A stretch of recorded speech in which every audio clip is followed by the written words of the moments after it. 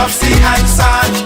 Now break down the acronym like you in class. Oh, they're selling the whole country. Ooh, they're selling aha. And I never been down with no OPP. I talk about selling our people's property.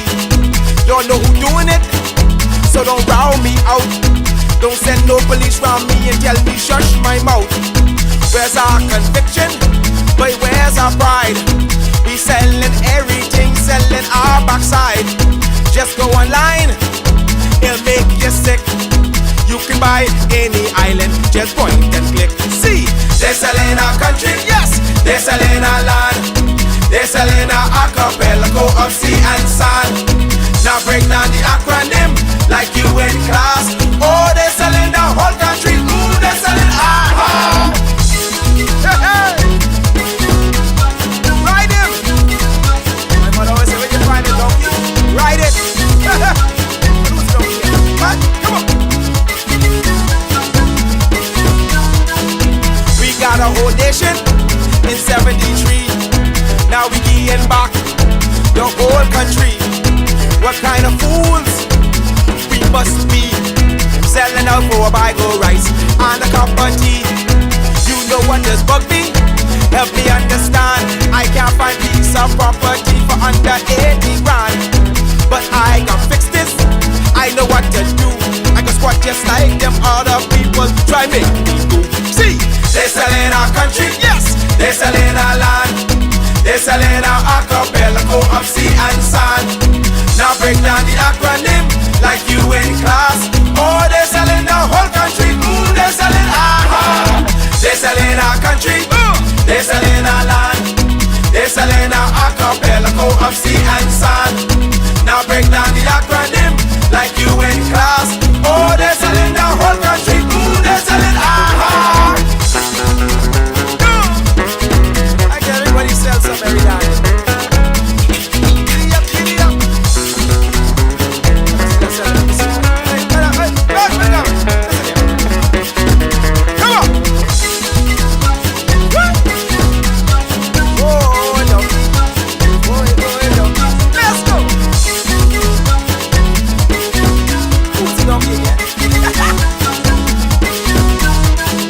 They're selling one island, give away one key. What gonna be left for you and me? It's just the example, what's our kids to do? You want them have a sense of pride, or go selling too. Cause they're selling our country, yes, they're selling our land. They're selling our archipelago of sea and sand. Now break down the acronym like you in class. Oh, they're selling the whole country. Ooh, they're selling aha. They're selling our country, yes, they're selling our land. They're selling our archipelago of sea and sand. Now break down the acronym like you in class. Oh, they're selling the whole country. Ooh, they're selling aha. They're selling our country, yes man. They're selling our land. They're selling our archipelago of sea and sand. Now break down the acronym like you in class. Oh, they're selling the whole country. Ooh, they're selling aha. They're selling our country, yes, they're selling our land. They're selling our archipelago of sea and sand. Now break down the acronym like you in class. Oh, they're selling the whole country. Ooh, they're selling aha.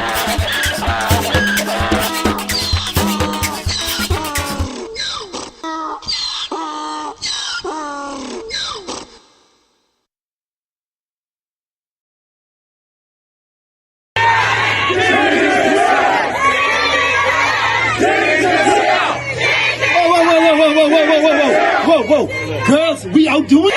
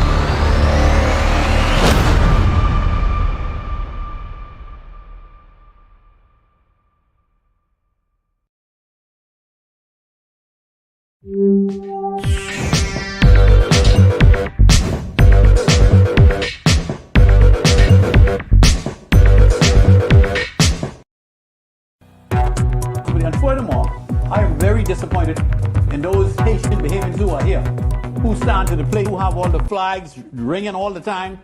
So Thousands of them. Why the hell minute. can't they step to the plate now? This is your opportunity, Louis, George, and the rest of the brothers, to be heroes. Stand to the plate. Go down to the defense force, say, take me.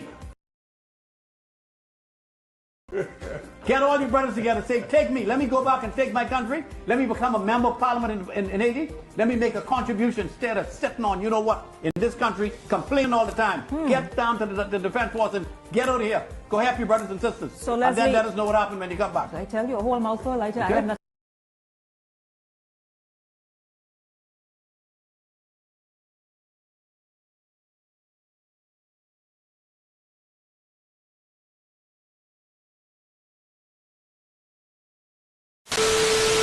5 months ago, I warned you that Brave Davis would send Bahamians to Haiti. Brave may suggest some sort of amnesty which would allow illegal immigrants already here to stay and not be deported. 2, pledge some significant amount of the Bahamian taxpayers' money or resources to help fix Haiti. Or 3, which is something that the Minister of National Security already suggested, commit to sending Bahamian armed forces into Haiti to risk their lives trying to stabilize a failed state. Now, they may not be able to say this because they are armed forces, so if they are ordered to go and they refuse, it may be considered mutiny or insubordination. But I'll come right out and tell you, ain't no Bahamian Defense Force officer trying to risk their life and die in Haiti. The Haitian people don't even want to risk their lives in Haiti, much less a Bahamian. There are things we are not willing to give up to fix Haiti: our sovereignty, our limited resources, and our lives. Now, if Brave Davis sends Bahamian troops to Haiti in the midst of this carnage, and one of them dies, that blood will not be on the hands of the Haitians. That blood will be on Brave Davis' hands. I could think of one person that Brave Davis should send to Haiti.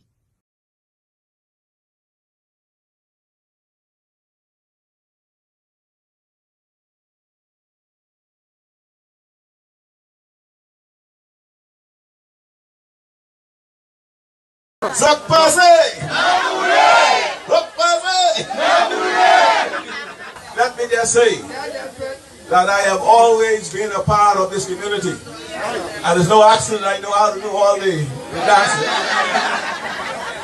Because I always be and share with you. Because you are me and I am you. Yes, sir. And I'll be here with you always. And those who knew me from the past and know me now, they always knew that I was there and always been there for you. I don't call you all, no, you all are not Haitians, Bahamians. You are Bahamian, and your origin is Haitian. Mine too, and many of us. We have to stay apart for now so we can be together later. You know now.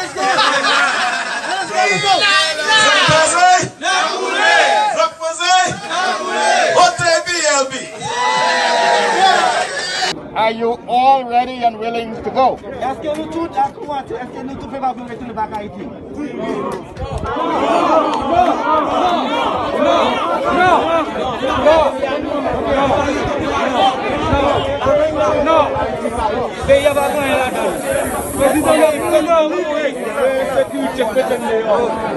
Le problème pays mettez nous dehors. It is important. Pas de travail, pas de rien. Pas de manger, pas de boire.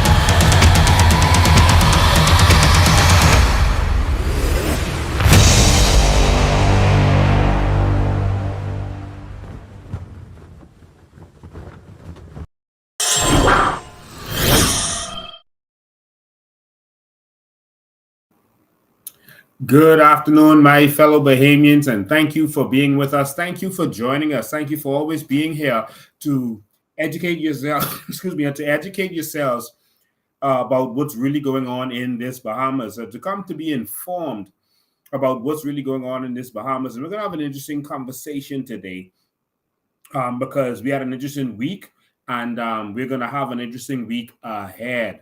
So thank you for being here. We're gonna get straight to it. Wherever you are joining us from, of course, we appreciate you 100%. We always appreciate your presence, and tell us where you're joining us from. Let's take a second for you to tell us where you're joining us from. Let us know in the comments where you're joining us from. Who are you? Where are you watching from? Because we have people watching from all over the world. And I haven't had time recently to let persons know, share where they are from. So let's take some time to do that right now. Come on, why aren't I seeing this showing up in the comments? Let's see if we could get that done. Let's see if we could do that. Okay, Sandy Brennan is from California. Wow. Ebony Williams is from Nassau. Brenda Ferguson is from Marco City. Stephen Riley is from North Andros. Frank Carey is watching from Coral Harbor. Dorinda is watching from Golden Isles. Welcome, Dorinda. I'm not seeing the comments coming up on the screen for you guys, but we'll try to see if we can get that done. Freeport in the house. Donald McInnes. Vanessa Pratt is right here in Nassau. Lachelle Farrington is watching from Fort Lauderdale. Marcia Demerit is watching from Grand Bahama. Latanya Camper is from one of my hometowns, Exuma. I'm from Rollville, Baratari. I'm related to the Roll and Bows in Rollville, Baratari. Sandlands Village, that's Trivia Bain. Tanel Taylor is in Florida. Thank you. Shanika Gray is in my hometown of Pinewood Gardens. Bradley Dean is in Freeport. Anishka H. Road is in Carmichael Road. Thank you, Carmichael. Craig Major is in Freeport.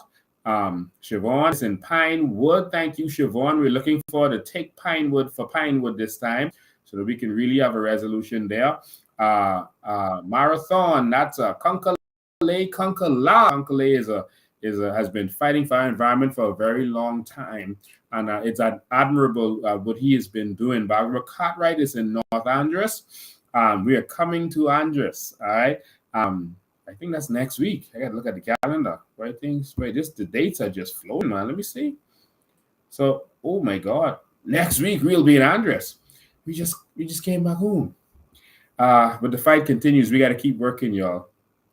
Ernest Thompson is in Freeport. Patrice Knowles in Cool Acres, Elizabeth Estate. Janice Simonet is in Eleuthero. Philip Johnson is in Riviera Beach. All right, Philip. You living your best life. Kamel Rodriguez is in Nassau. Donnell Mitchell is watching from Freeport. Eddie is in Abaco. We've been hearing so much from Abaco people. We'll be there soon. Natalia Manning's Road is in Freeport. Elder Velma Smith is saying hello to everyone. Elaine Johnson is in Exuma. Patrick Newbold is in Marco City. Yes, let's take Marco City from the clutches of Fred Smith and his puppet, Michael Pintard. Cimarron is in Patrick Newbold, I should say, is in Freeport, Marco City. QTEL Louise is in Canada. How you doing, QTEL? All the way from Canada. Monique Burrows is in Sandy Point, Abaco. Thank you, Monique. Great Exuma. Elevate your thoughts. All right, Great Exuma. North Andros, that's Mildred Miller. Shanika Gray, Pinewood. Terrence Bastian is in watching from Cuba. All right, you all the way in Cuba. You living your best life. How's the weather in Cuba? Centerville, that's Beverly Adderley. Rhonda Wilson is watching from South Beach. Vanessa Pratt says you got the whole family sitting here with her right now, so maybe you're watching it on YouTube. See if we can get that chat overlay back up for you. I don't know why it isn't showing up.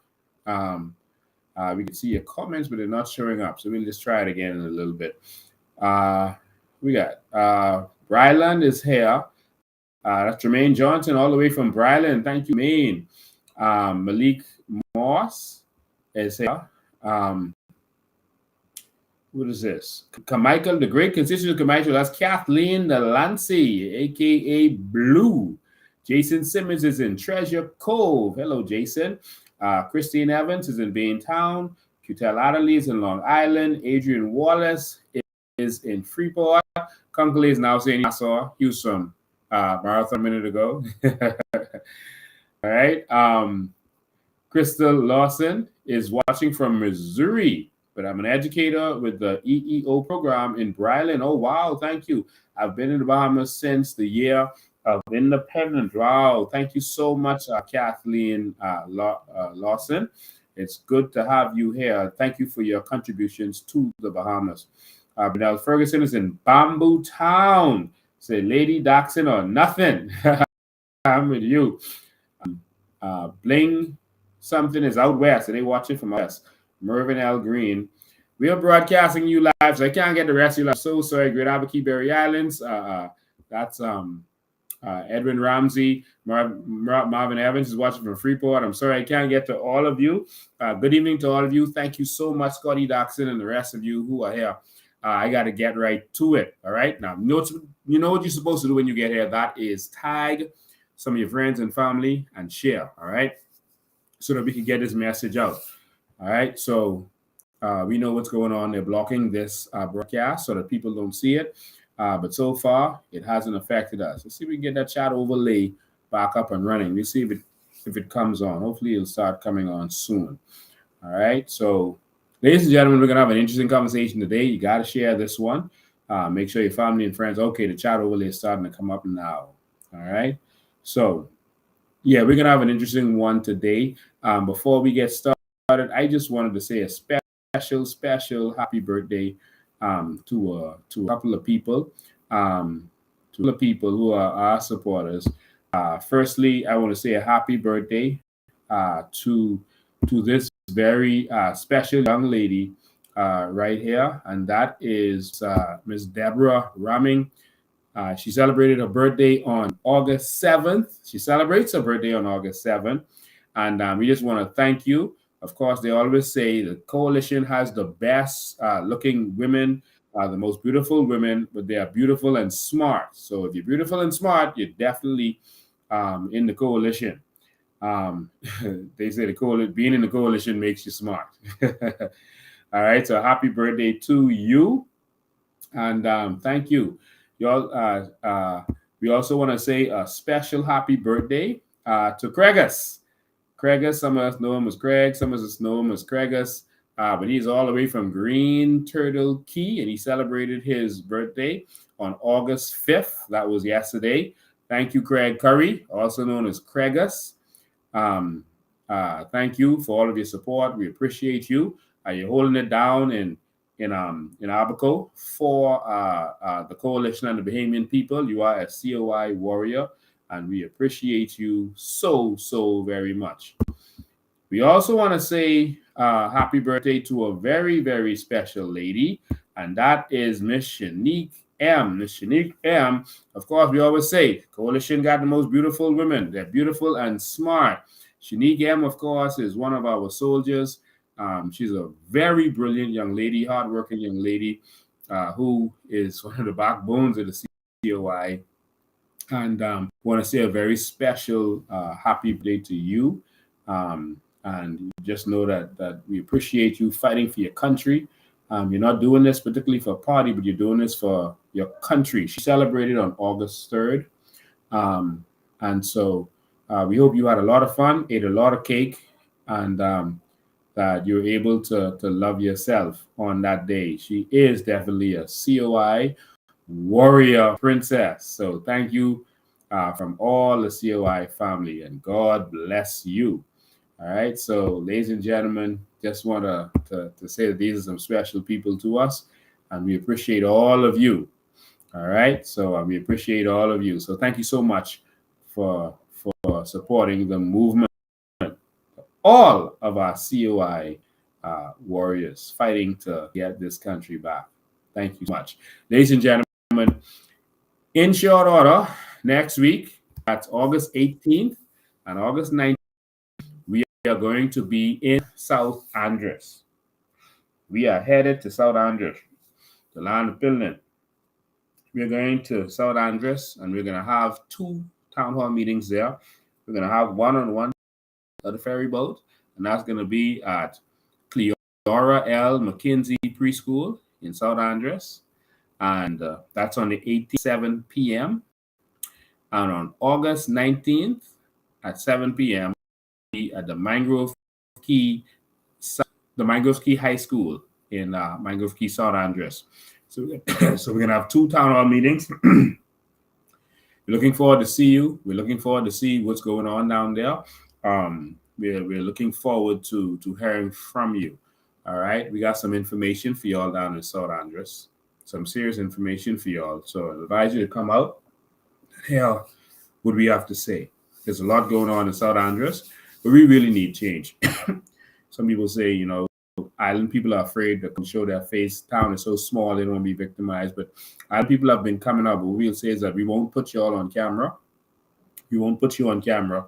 Just come out, hear what we have to say, and see how we're going to transform Andres on the whole. Andres is the 5th largest island in the entire Caribbean. And so it is a powerful opportunity for economic transformation in this country. All right, so make sure you are there. Thank you to all of you who supported our last trip to Eleuthera. If you'd like to support us with this trip, you again can do so. You can go to our website and you can use your card and you can sponsor us there, or you can go to our office and you can sponsor us there or get in contact with one of our leaders. I think you can. All right, you can use this QR code also, and you can sponsor and donate to the cause. All right, or you can click on right in the comment, click wherever you are. If you're watching this from Bahamian Evolution's page, Coalition of Independence page, or my page, Lincoln Bain, you can just click on the link that you see there now, and that will go to Suncash. This link goes to GoFundMe. All right, so I'll put it to the Suncash one for now while I talk a little bit more. All right, but you can also just go to our website. So the links are there, so I'll move it off the screen. But ladies and gentlemen, we have a serious conversation today. All right, don't even know where to start. I'm gonna have to start somewhere. All right.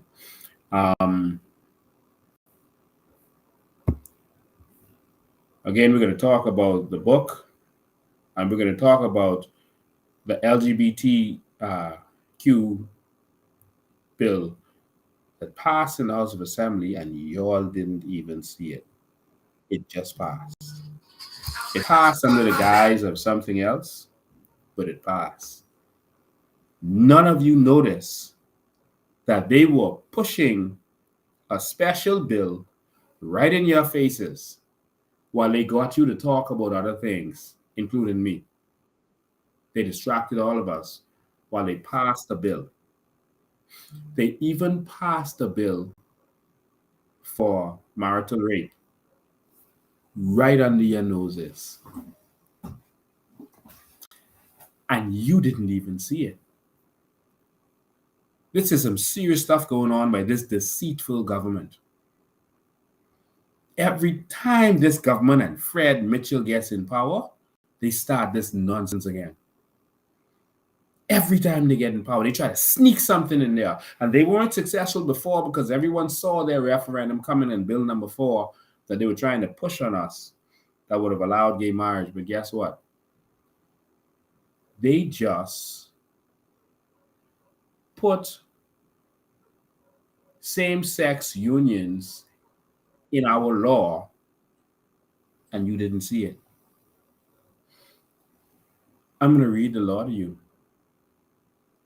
And so while they had y'all talking about Lincoln being this and Lincoln being that and distracting you, while they had y'all talking about what's going to happen in the schools, what's not going to happen in the schools, and 150 soldiers going to Haiti, they got you. I'm going to show you. And guess what? The media won't dare cover this. But I'm going to show you in the law. And lastly, before I get started, on Tuesday, we're going to the office of the Governor General at 10 a.m. And so we're inviting the media, and anyone who wants to come can come. We're going to the office of the Governor General, which is right across the street from Montague. And so we're going to go on the grass by Montague, right by the road. And the grass is a park there. And we are going to have a press conference right across the street from the office of the Governor General. And then we're going to deliver an application for a commission of inquiry into the unlawful actions of Keith Bell. The unlawful actions of Keith Bell issuing or allegedly issuing or lying about issuing, either one of them are out of order, issuing citizenship to illegal immigrants and to some children born here unlawfully, ultra-virusly. We're going to deliver the application for a commission of inquiry. It's up to the government whether they go forward with it. They should. Every international law says that they should. We will see. We will allow you to see their unlawful actions. It's also with reference to the unlawful work permits and other statuses that were given out under Keith Bell, under his orders and direction, and also because of Keith Bell and the way he operates at the ministry, where he is operating the day-to-day business of the ministry. And I can tell you that they are attempting to put the director on administrative leave. The deputy director is already on administrative leave. They are attempting to put the deputy director on administrative leave. That's supposed to go down on Tuesday. And Keith Bell's office is moving from Monarch House, which is where he was standing in the window when Pintard was pretending to be interested in immigration. He's moving from there to Hawkins Hill, back to where the office of the Minister of Immigration usually is. And so there's more on that, and I'm going to break more on that again on Tuesday. And there is still more information on what's going on. We don't want you to be distracted.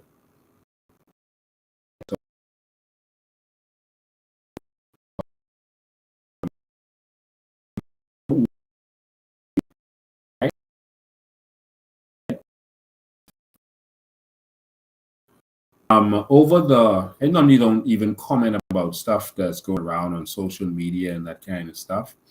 There's recently over the weekend, as a distraction, of course, the PLP's job is to just put as much stuff out there so you don't talk about what's really going on and you don't talk about your natural resources and how you could benefit from them.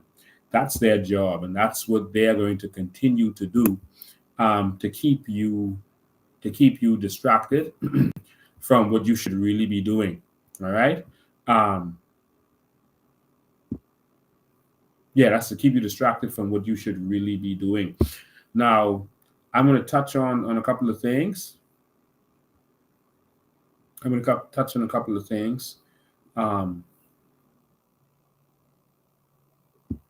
right. And one of them, I normally don't even focus on WhatsApp. I'm in 1,400 WhatsApp group, about 1,400 WhatsApp group. People, every day someone is putting me in a WhatsApp group somewhere. I honestly don't have time to monitor them. But, this weekend people were sending me, voice notes and that kind of stuff. And normally I just ignore all of them. Well, there's two voice notes that I'm actually, we're going to do it this time. Maria Daxon this weekend filed a police complaint against, this week, on Friday, I think she did, or Thursday. She filed a police complaint against a gentleman, Ozzy Poitier. So we're going to see what happens with that. But she did file that on Thursday or Friday. We're going to see if persons are of the law, if they're acting on behalf of the PLP and doing their dirty work. And so we'll allow the international community to see if this continues. All right. The commissioner is aware of it. He's very aware of that complaint. And so we're going to see what comes of it. All right. We'll keep you informed to see what the situation is. All right. And so Maria has filed an official complaint against Ozzy Poitier. And so we'll see what happens. All right. There were 2 voice notes that went out in the last couple of days that I am now going to make complaints against. Someone called me a criminal or a thief or something like that. Well, they better show where I thief something, because now they're going to be in trouble. There's also one where someone said that I had sex with some woman for land. Oh, wow. Well, I guess they could bring that imaginary woman to court with them. And the person who made that comment was actually convicted prior of criminal defamation. And I think that's going to go really bad against them. And so we'll see what happens, okay? And so, but we have to take this serious. The PLP is in a serious war, and the FNM, because they're tag teaming now. They're working together all over social media. They're working together. Watch them good. They're working together, and all they're fighting against is the COI. Watch them very carefully. They are both terrified of the COI. They are not fighting each other like they are fighting the COI. The PLP is saying nothing about the FNM. They're not fighting them. The FNM is not fighting the PLP. I know they did this little show thing with Keith Bell, but they're not fighting. They're not fighting for immigration. They have no interest in immigration.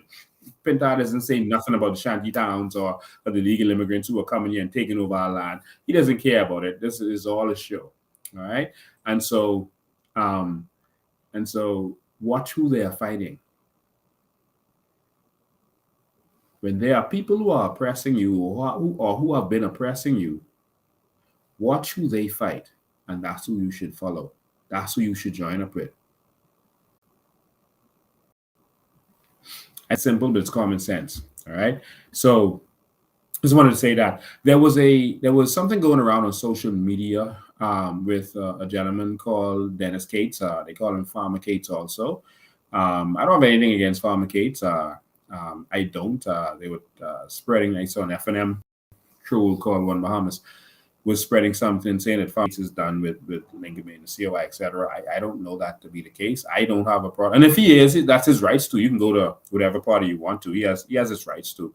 But I applaud persons who will speak up and speak truth to power. I applaud all persons. I have very thick skin. I can take blows. That's what I signed up for. And as you notice, people attack on a daily basis, and I don't even respond to them. I really couldn't care less. All I want is for us Bahamians to benefit from our natural resources and be put first in this country. You could say whatever you want to say about me, but I really couldn't care less. And so anyone who has anything to say to me, whether it's positive or negative, I'm a public figure and I signed up for that. And so my job is to take the blows. And yeah, there are people out there who will defend me, and thank you for that. I'm defending the Bahamian people. But they started to twist Dennis Gates' words, etc. But he's a person with an opinion, and if he sees something that he doesn't like, then so be it.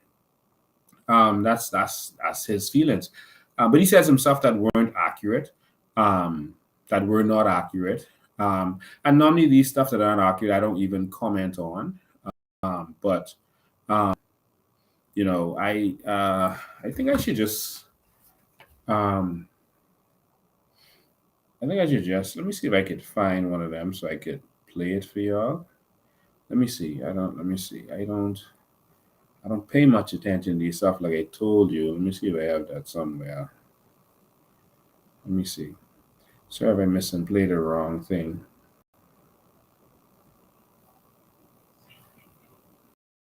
Okay, yeah, I think I found one. I'm going to play this for you. Listen, everyone has a right to their opinion. But they don't have a right to the wrong facts. Here we go. I switch on Lincoln and I switch on Maria. All I did was speak truth to power. You see, that's the problem. Okay? That is the problem with people. See, nobody wants you to point out their wrongdoings. See, what Lincoln did was Lincoln, okay, badmouth Cassius Stewart. And that's our problem. You understand me? And I told him to apologize publicly so the people who in the coalition and the people who watching him will say, well, hey, you know what? Yeah, Lincoln is the big man. He badmouthed the man. He apologized. Let all us go down there. Let's block up the road. Yeah, didn't talk about me badmouthing Cassius Stewart. I didn't badmouth Cassius Stewart. I spoke the truth about what happened before the election, about Cassius, along with Adrian Francis, being called together by the PLP to form a fake coalition party. And I spoke that. Cassius has not denied that. And so Cassius is a grown man who's been in politics for a long time. So I think that if that is not the case, Cassius could have said that himself. And it's shocking to me how this gentleman has never heard Cassius almost on a daily basis bad mouthing the COI and myself on Shanique Miller's show. I don't even respond to that stuff. I don't have time to waste with that. But it's amazing that you could hear me speaking the truth about what happened before election with them forming a fake party, which is the intention again this election, and talking about an event that was supposed to take place. But I'll let the rest of it play, and I'll speak to that. All right. Why, God for you and Jeff has problems. Sorry, that's the wrong one. Let me go back to the next one. Hey, on Prince Charles, Baraton, Independence Highway, park on all both sides of the road. People fill up the road, when they go on and they want a handful of people, you know why? Because this is what we do to one another. We chop ourselves off at the feet and expect for us to stand. You can't stand. You can't stand. You see? And Lincoln was mad at Cassius Stewart because of the vote that was voted among the coalition that put Cassius Stewart as leader. And Lincoln didn't want to accept that.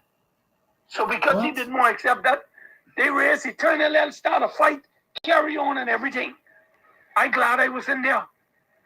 So the gentleman says he wasn't there. All right. So someone saying they wasn't there and then saying that something happened and people are sharing that as if it's credible. The man said he wasn't there. Let me make this clear. The Coalition of Independence never had an election where Cassius Stewart was present, nominated, or had any involvement. All right? That never, ever happened. All right? That is a blatant, outright lie. Now, there was an instance where we were trying persons were trying to get everyone together, and it was actually the PLP that was trying to orchestrate this. They were trying to get persons together at this point, and they said that they wanted to have some kind of vote, all right, to see who would be the candidates, who would be the leaders, etc. We had not come together yet, but they kept trying to confuse this thing and trying to force us together. And so everyone came out. I had a big, we had over 100 people there with the COI. And so they made a rule saying that only 5 people from each could vote. They took monies from everybody present. I think it was $20 a person. I think it was. They took from everybody present. All right. And they took $20. I think it was $20, and I think persons who were to be candidates paid more. I think that was $100. I don't remember the exact numbers, but these are the kind of numbers that was going on. All right, and then they said only 5 persons from each party could vote, which is absolutely ridiculous. You cannot take monies from people and then tell them they can't vote. All right. And then they had Adrian Francis coming and saying he has a party, so his 5 people must vote. And then they had Cassius with his people in their party, and then God Rusbro, who's working with Cassius, saying he have a party. And Ali McIntosh, her 5 people. which was totally ridiculous. We allowed the process to go through to see who was working together, etc. Because in this, you have to see who was cooperating with each other. And so when they did their little sham elections, one of our executives stood up and said, "Yeah, we know what y'all were doing from the break. We wanted to go through so we could see who was who and who was working together and who were the ones who sold out along with Adrian Francis and Cassius. But we're not participating in this. And so y'all have fun, do your thing. We're moving on." They went on to form a party, a fake coalition after that. When Ali McIntosh realized what was going on, she pulled out. But they formed a fake coalition. We were not a part of that. So that's just to make that clear. That is what the deal was. And so if they were so wanted, they should have had a lot of support. The fact of the matter is the Bahamian people supported the Coalition of Independence, and that's that. All right. And so we'll see what happens moving forward. But there was never an election of the COI where Cassius was voted as leader. And persons need to stop telling that lie. That is absolutely not the truth. We've had, I think, 3 elections already of the Coalition of Independence. And I was up for election and won every single one. And we have another convention coming up in short order because our constitution is finished. Let me continue this. You see, because I would speak about it from then. It wasn't until after the fact that I learned about it and I spoke about it. You see, Lincoln them go everywhere and all about it. You know how long Lincoln them say, "Oh, Lincoln have the same mindset as that piece of garbage juice." What his name is? Adrian Francis. There's someone on here who made a comment just now saying that people are saying you are calling Ali McIntosh begging her to join the COI. That is not true. I've not called Ali McIntosh once. All right. I know. We have some dynamic young people. You started to see them already. In our first rally, you're going to see more coming up very shortly. You're going to see more and more faces of Bahamians who are ready to change this country. All right? Not the same old faces. You're going to see new qualified persons. Just wanted to put that in there. Francis. I used to be a part of Adrian Francis. Okay? All them days would you see Lincoln posting, but the coal killing, the Haitians and the coal in the Bagda. Who you think I Lincoln in the Bagda? Before Lincoln started the firearm, who you think I Lincoln in the Bagda where all the coal kills was? It was me. I carry him and I carry the police.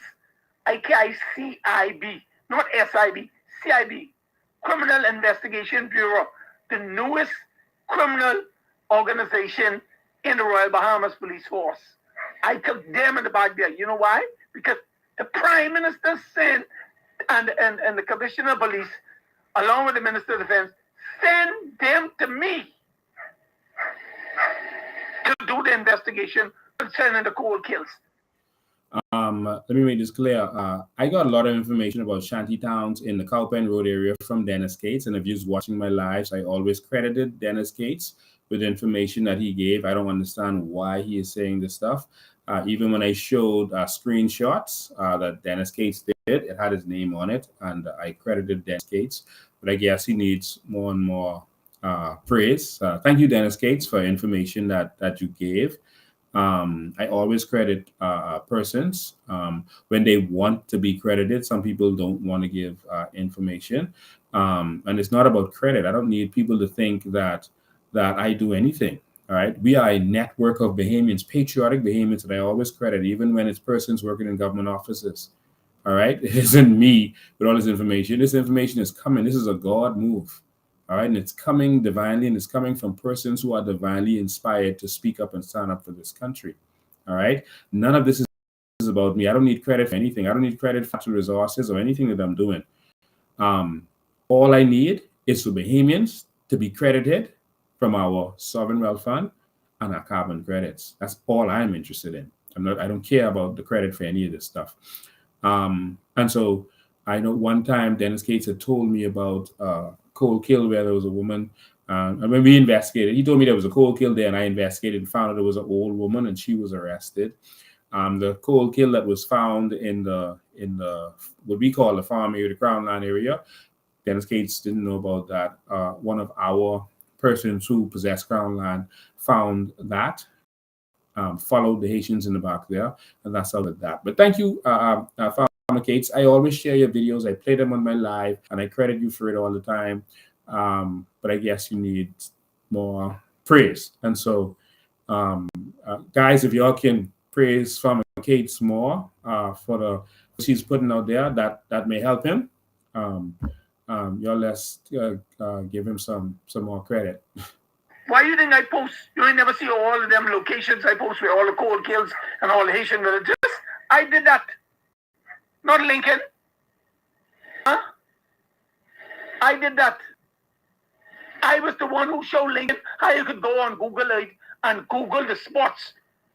You understand me? So you could see it from Google, where every village is, where every cold kill is, and anything else you want to see.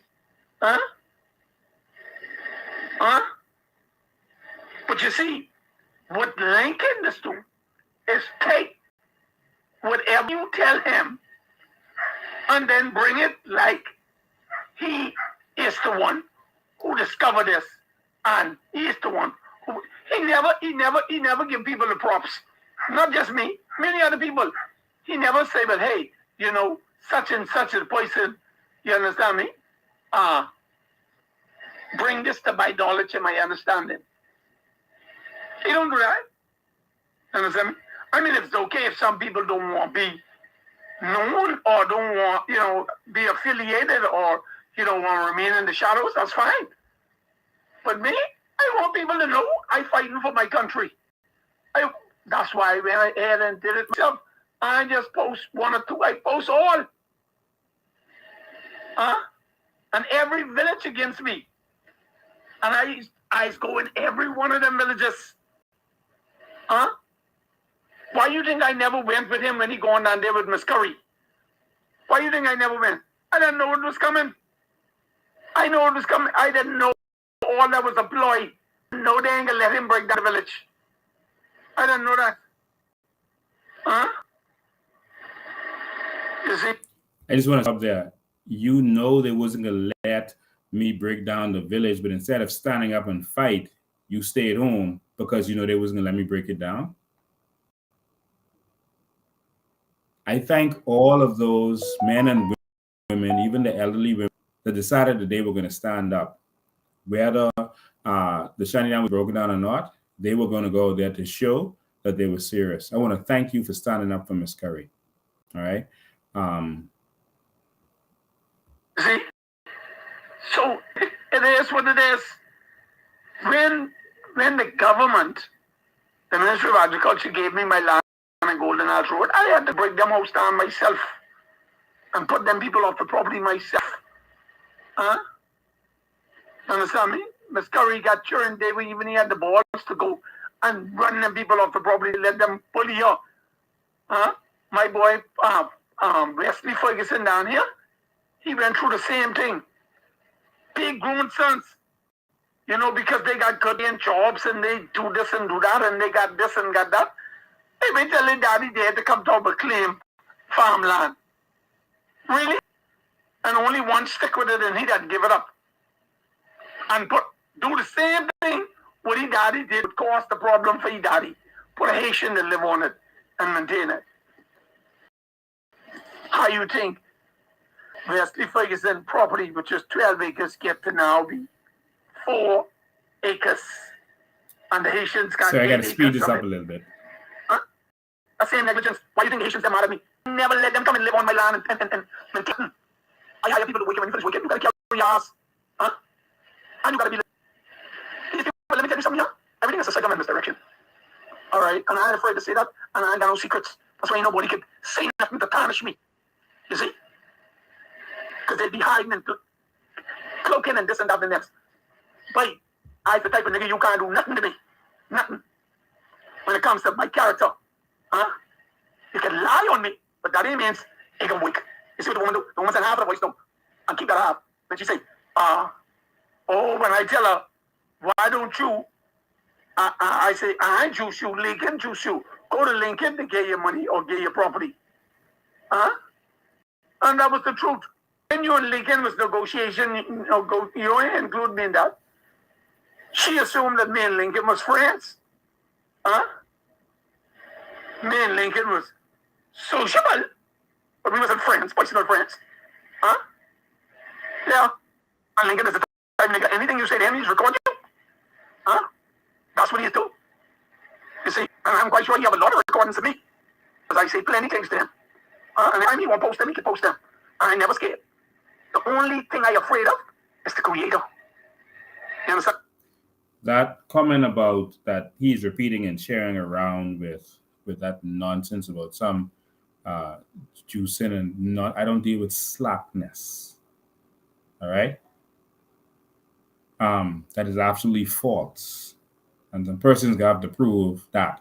And again, if there's a woman, she sounds like she would be disgruntled. So that's an easy witness. So anyway, I'll leave that there. But that is completely false. In terms of I always record people, I don't. Who have I recorded? I've recorded Lanisha Rule. We all know about that. And many of you would have done the same thing in that instance, and I would do it again. Because if I get a call from a senior F&M who tells me that they're trying to set me up, they're going to call me into a meeting. She's going to call me into a meeting, protect myself. That's what I did. I protected myself. I never released that recording to the public. And you can Google and you will see the newspapers both said that they asked me for the recording. And I said, I'm not releasing that. All right. I didn't record her for that reason. The only persons I let hear that was senior F&M officials. After it went down, my Pinewood executives were angry because of what went down. Antoinette Dean was the chairman of the Pinewood executives, and she spoke to senior F&Ms, and so did I. And I let the F&M official hear a part of it, and they recorded that. And you can hear from the recording that it was a recording of a recording. All right. And they asked me for the original, give it to them. And Frank Watson and them was trying to get me because there was stuff said about Minutes that could have hurt Minutes. And I said, listen, I'm not dealing with stuff that way. And I refused to release it to them. All right. And so I'll leave that there. Listen, if the PLP had anything on me or the F&M, they would have already released it.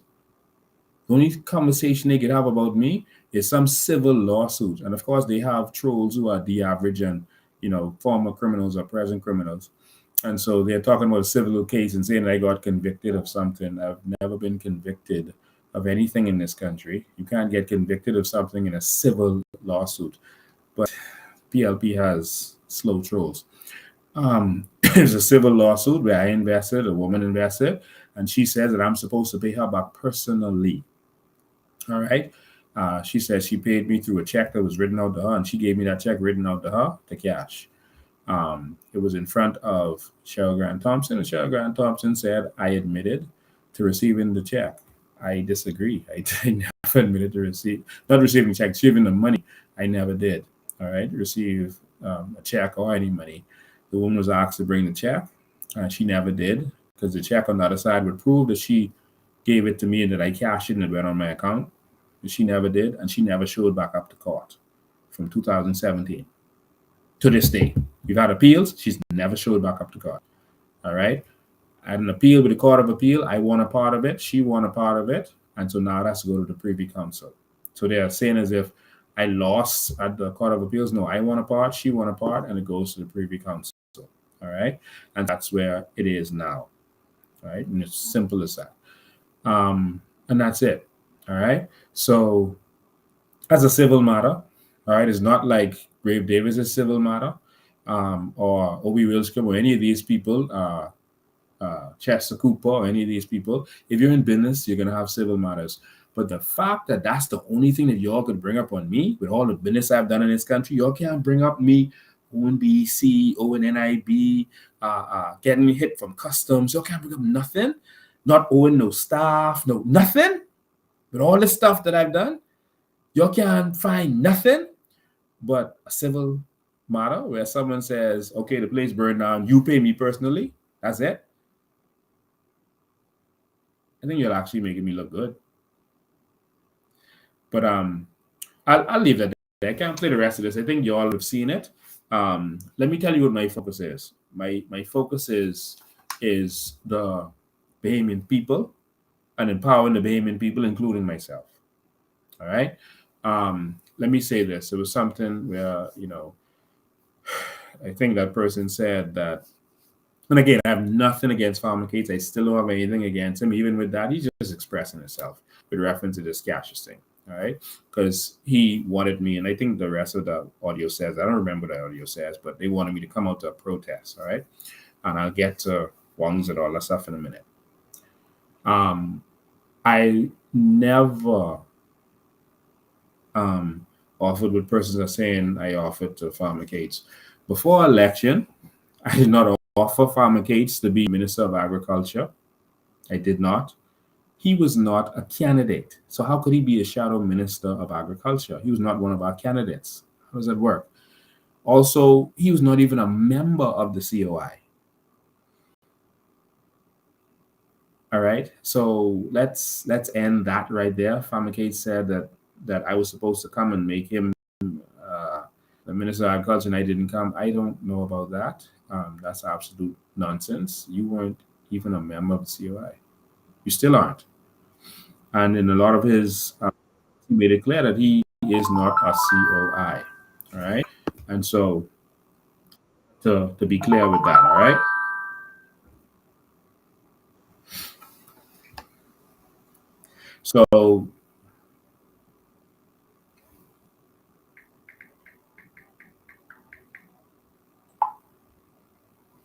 So, all right, let's get that behind us.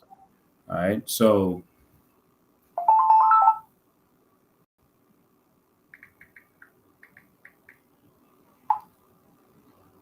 let's get that behind us. There was somewhere he said he told me to apologize to Cassius. I did not speak to this gentleman. He did not speak to me.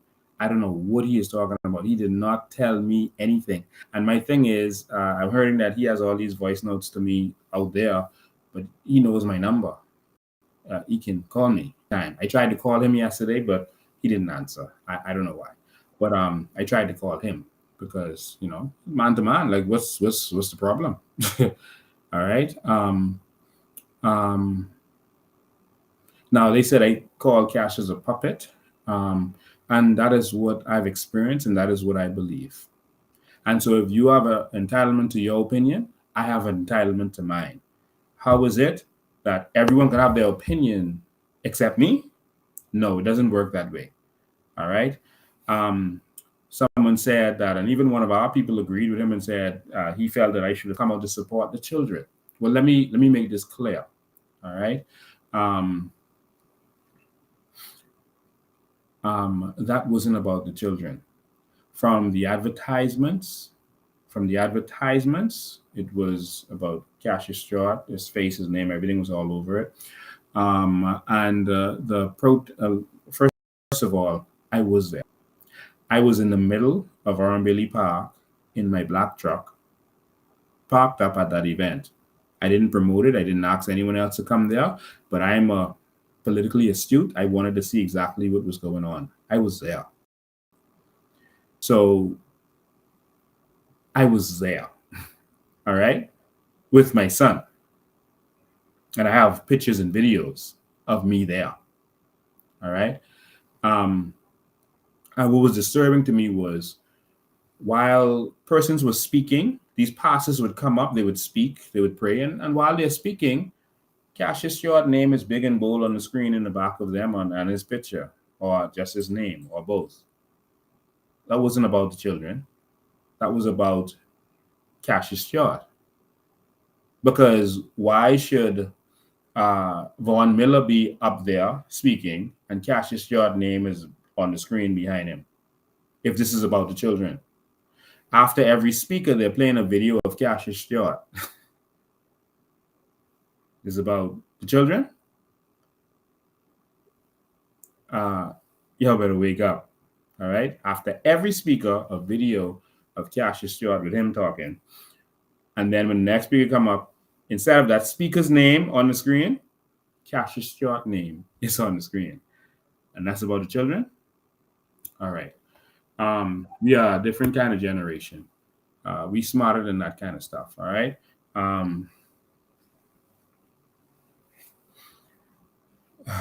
There's some strong words.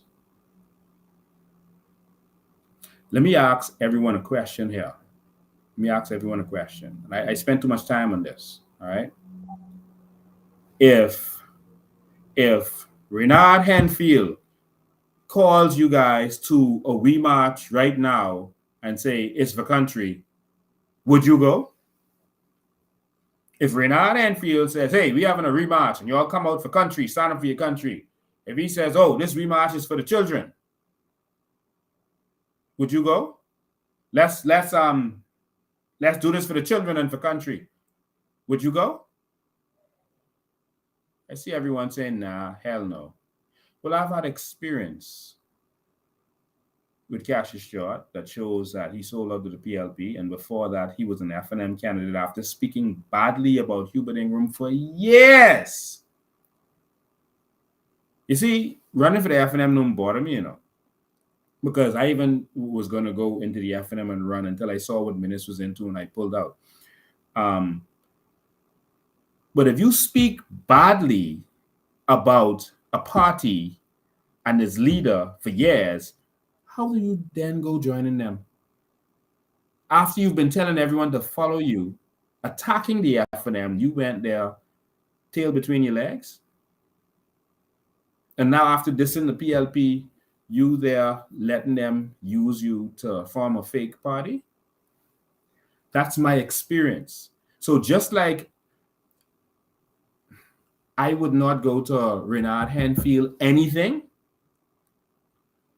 I chose to not support Cassius Stewart and what he's dealing with. And it's simple as that. Cassius Stewart has to first convince me that he is not a homosexual.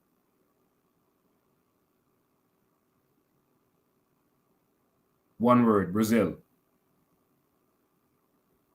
He has to first show me I am not going to an anti-homosexual rally behind a homosexual. So first, what I want to know is whether Cassius Stewart is one. So, and then when he answers, we can talk about Brazil. I don't mince my words.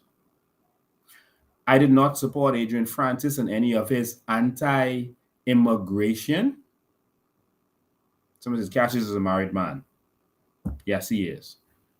There are many married men who are homosexuals. Tell me you're not homosexual, because you never speak against homosexuals before. All of the issues we had before, Cassius Stewart been in politics and ever saw him speak out against homosexuality before this?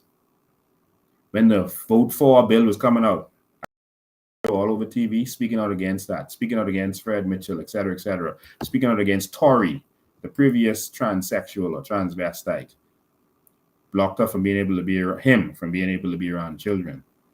It's a big thing on my radio station. Y'all ever saw Cassius Stewart speak a word against this stuff? Ever? Ever? Have y'all ever seen, so you're telling me that I should have been there to protect the children? Before I get there, I didn't trust going with Cassius Stewart to that thing. I'm being real with you today. We're having a real conversation. Someone says stay focused. I am staying focused. Because we keep getting deceived by the same old political tricks. They keep with this bait and switch, putting fake people in front of you and getting you to go with that, fake issues to distract you and getting you to go with that. And that's what keeps happening.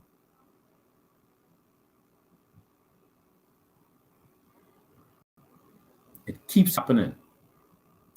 Now, if I never see you talking about homosexual issues before, why now? with natural resources, I can understand because all of us, none of us knew until, the research really started coming out. We heard some stuff, but we didn't really know. So I understand that, but I never see you talking about that before. Okay? So I didn't trust going out to immigration protests with Adrian Francis because Adrian Francis was helping them get their papers and documents with Brent Simonet, while having y'all up and down in the sun behind him saying he's against the Haitians. But the gentleman was helping them get straight and making money from it. I didn't go behind We March because I knew that it was an F&M ploy. He did not sell out. It was constructed. It was constructed in the F&M. Constructed. It was the plan of the F&M. Pintard formed We March. Pintard did. And Renard Enfield, etc. Let me take this quick commercial break. And furthermore, I am very disappointed in those Haitian Bahamians who are here, who stand to the plate, who have all the flags ringing all the time. So Thousands of them. Why the hell can't they step to the plate now? This is your opportunity, Louis, George, and the rest of the brothers, to be heroes. Stand to the plate. Go down to the defense force, say, take me. Get all your brothers together, say, take me. Let me go back and take my country. Let me become a member of parliament in Haiti. Let me make a contribution instead of sitting on, you know what, in this country, complaining all the time. Get down to the defense force and get out of here. Go help your brothers and sisters. So and then let us know what happened when you come back. I tell you, a whole mouthful. I have nothing more to add or say. Don't Take away or say, I tell you. All right, I just take a little quick commercial break. Sorry about that. Listen, man, we need real this time. We need real this time. All right, we need real. And so, I don't want to be back and forth with this stuff, but like I said, around that time, I happened to be around the F&M, and We March was an F&M construction. All right, come out and fight for the children. Like I said, I haven't seen cashiers come out and fight for anything. Have you come out and fought for your children as it relates to immigration? Any matters? Immigration? Immigration. Let me tell you what's happening. Our children are being replaced and they're losing country. Our children are being forced out and our children are moving to another country being replaced. Our young men are losing their construction jobs and all kinds of jobs. Bahamas is flooded with people from the diaspora. Our children are losing their country. And everyone has their fight. The main reason I didn't see an urgency as it relates to that previous matter was that whole thing was conjured up over a statement by Belinda Wilson. She made a comment on her opinion. Let me tell you what I did. I got on the phone, I called Belinda Wilson, and she said that they're misconstruing what I said. That's not really what I meant. This is what the situation is. After talking to her, I was like, well, why are we having all of this? Like, this is going to go into schools because Belinda Wilson said that. And it didn't seem like an urgent thing to me. Now, what seemed like urgent was all the citizenships being given away, all the work permits being given away, our country being flooded with illegal immigrants, the Prime Minister taking away our sovereign wealth fund and our carbon credits. That seemed like urgency to me.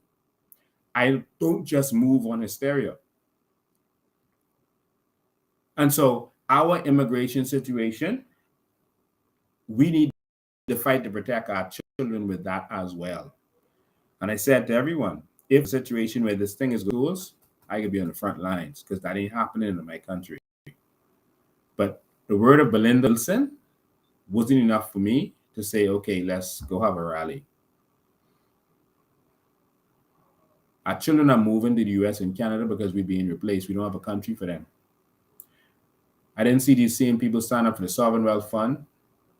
or when women were being beaten on Goodman's Bay, standing up for our country. But you're telling me I'm obligated to some rally that was because of words of Belinda Wilson? Seriously?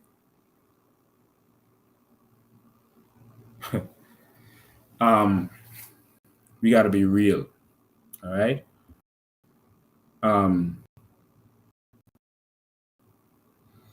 So I'm fighting for children. I used to take single mothers to CDU when they wouldn't take these kinds of issues seriously. I was out there fighting Bill for me against the government, and a lot of people were afraid to. We just fought for Bella, what they thought was an impossible battle. We got in, and she was dead already, but we fought to make sure that she got justice in her death, even though she didn't get justice in life. They told us the father couldn't have her because they wasn't married. We said no. Whatever you think the law says, we're going to do something different. So myself and Maria fought.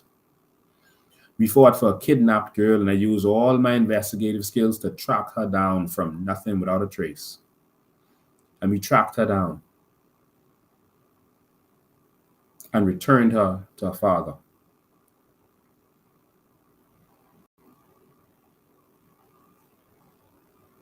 I fought for a disabled child to get him in an appropriate school that was closer to his home.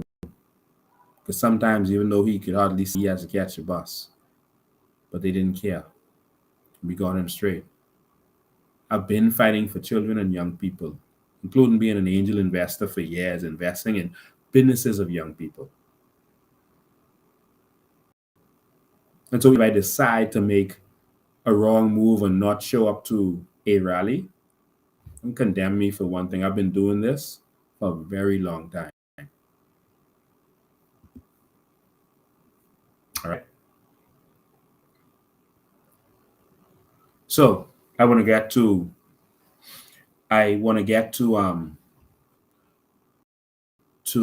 the topic of this next thing.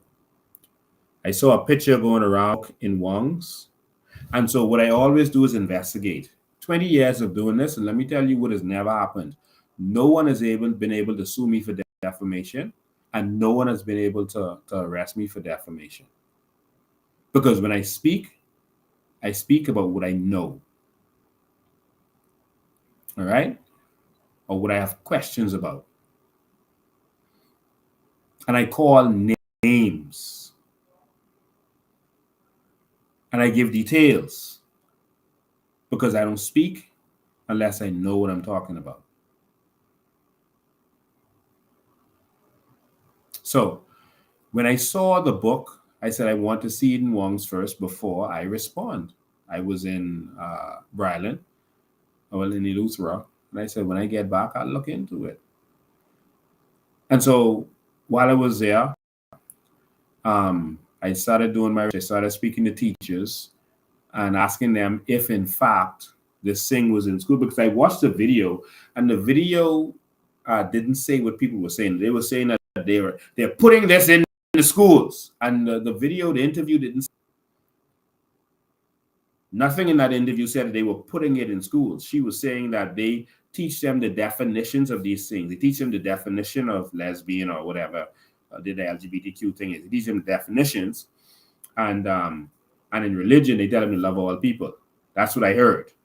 But I saw some people start to spread out, and mostly I started to notice that it was the PLP trolls pushing this. I said, why would they push that when there is their own government that would be accused of doing this? I was like, something is going on here. You notice it was the PLP trolls pushing that? And they started making it seem, oh, this thing is going in schools. And she didn't say that. And I started to call to see if they were teaching this in the schools. Because some people saying they're teaching in the schools already. And I was like, okay, let me find out. And I spoke to a lot of teachers, dozens of teachers, and all of them said, they don't know what this being taught in the schools. All right. A lot of them are family members who are teachers. And I spoke to others. We have members of the COI who are teachers I spoke to. And none of them know about this thing being taught in the school and being promoted. Like you're telling them that it's okay to be gay and that kind of stuff. That everyone is saying that isn't the case. And so then there was this book And let me tell you, someone will say, don't trust them, they may sneak in. And no, I don't trust them, and they might sneak in. And let me tell you, they will have hell to pay. I will not let them sleep or rest. All right? Now, the book. Did bring in a book. Wongs did. That had LGBTQ information in it. Wongs did bring that in. That's Wongs. I went on my live, as you saw, from the Luther, and I warned them that I was coming. I'm told by staff that they saw that and they took it off the shelf. They didn't want that heat. They didn't want that smoke. That's what some staff told me. They took it off. All right. So when I went there to inspect yesterday, and it is not on the shelf. The staff told me, boy, they took that off. And so they took it off the shelf. Now, does that mean that because it's at Wongs that it was going into government schools? No. Wongs has a lot of books that are not in the schools. All right. Although they do have textbooks. The book, according to administration of the Ministry of Education, the book itself is not on any book list, and the book would have had to have been brought in to the ministry by now if it was going to be a part of the curriculum, which they said that they don't see that there's any LGBT book as a part of the curriculum. All right. Those are books that the school would have to buy. It's different than the textbooks that you buy yourself. All right. And so they said, so far, no. There's going to be an administration meeting for the Ministry of Education on the 14th and 15th. And so they'll see if it's brought up then. But so far, it has not been brought up to any of the administrators or administration. So they don't know what this hysteria is about. All right. Other than it seems like some political thing. And I believe that that's what it is. I believe that that whole thing was brought up as a distraction. Notice it was done, this little questioning at the Office of the Prime Minister's press release. The biggest thing in politics is government, your administration is in trouble. You try to bring up something else for people to talk about. It doesn't matter what it is. Bring up something else for them to talk about. That is political strategy number one. Now, that was brought up, and 150 Bahamians going to Haiti was brought up. Notice what happened? The media isn't talking about Keith Bell anymore. The media isn't talking about Kurt Cornish anymore. It's not the focus like it was before. The strategy. You notice? That is the strategy. So watch who is pushing certain things. Like you see, all of a sudden it's the PLPs was pushing Farmer Kate's voice note. The PLPs was pushing that. They're doing voice notes behind it.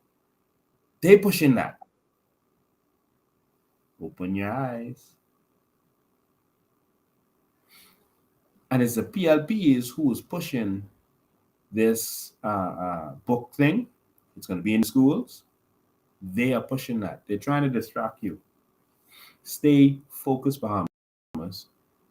They are trying to stop the conversations about your natural resources. They're trying to stop the conversations about your treasure.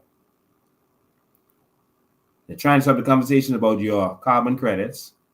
They even want you talking about BEC and the high bills because they know you'll be talking because people love to talk about sex stuff, so homosexuality stuff, and they know Bahamians love to talk about Haiti and Haitians. So let's bring up this 150 Haitians going to Haiti. And so guess what? They put a caveat on there. They said, we're going to send them if the UN does a resolution. The UN does a resolution for the Bahamas to send 150 people to Haiti.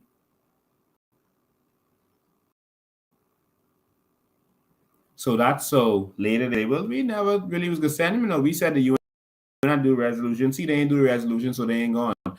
No, they want you all talking about it. You see, I don't let them. When you're a chess player, you don't let the other person control the board. When you are a good basketball team, you have to control the tempo. Don't let the government change your conversations. And they're doing it with stuff that is good to talk about. Because it would be irresponsible to not go out and save the children, man. Your children, because of the immigration crisis, are already being pushed into America and Canada, the place where this stuff is coming from. And you don't think that we should be fighting to save this from our immigration crisis? Trying to save this and make sure that we benefit from our natural resources so our children don't have to move out of here? Your children are being pushed to America. They're being pushed to Canada. You standing up saying, oh, America is trying to, you're standing up at a rally saying America is trying to force this stuff on us. They're trying to force this mindset on us. Where your children going to school? Because you don't have good education here. Where are your children staying after they finish school? We got to fix this for us so we don't have to mix with them. Let's save our children the right way by fixing our country. Because if we find out that our carbon credits for seagrass alone is worth $156 billion a year, $50 billion in storage alone, and you talking about sissies?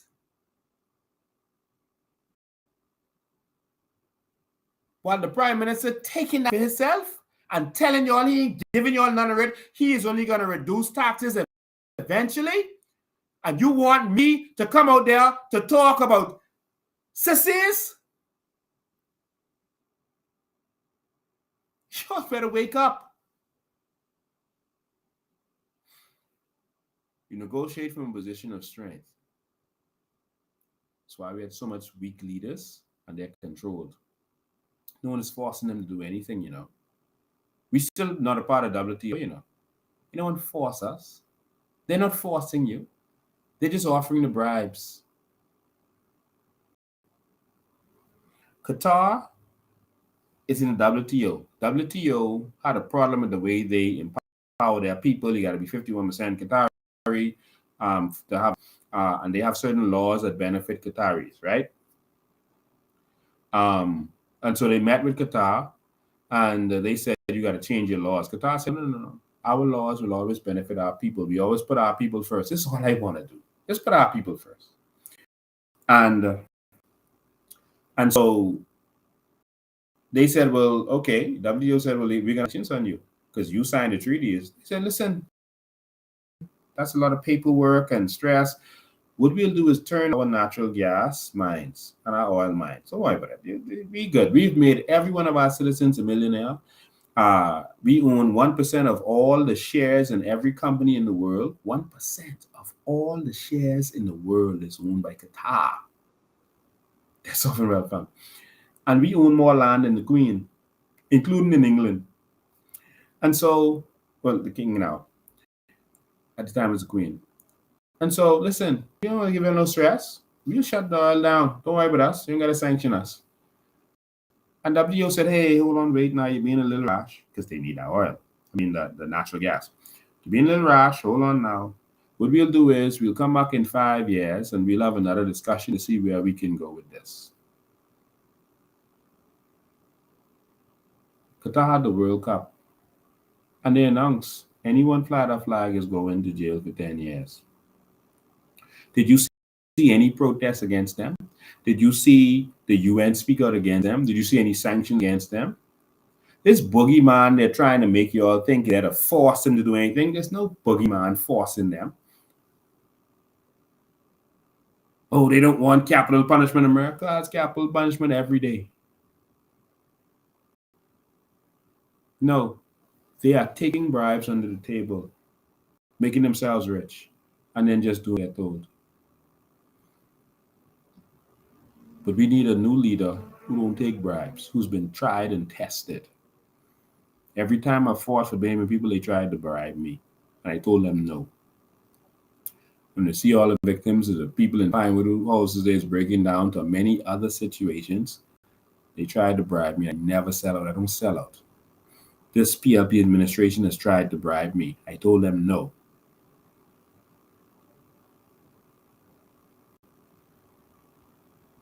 And I called their names when I told you all who me. And you notice they ain't questioned me.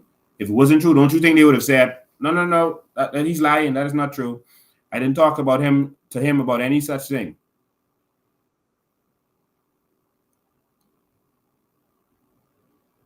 They tried to bribe me with money and position. I told them no. Give the Bahamian people what belongs to them. And so we got to stop with the distractions, all right? That's what this whole thing is about. Distraction. All right? And so what were they distracting you for? What was all this kick and all this stuff for? It was because they were passing a bill. And they changed the name from the Gender Equality Bill to the Protection Against Violence Bill. Now, why did they change that name? Because anything with gender is going to cause Bahamians to wake up and say, hold on, what's this y'all trying to pass? And then people are going to look in the bill and see what's happening. So these slick PLPs who are always trying to put one over y'all, they got y'all this time because y'all was distracted. Talking about homosexuals. While they was passing a bill for the homosexuals. Y'all ready to see this? Because y'all might want to see what's in this bill. Ready to see this?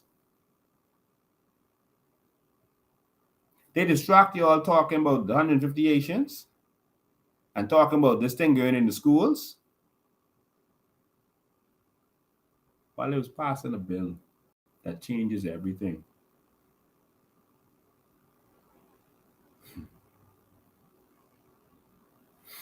Watch this.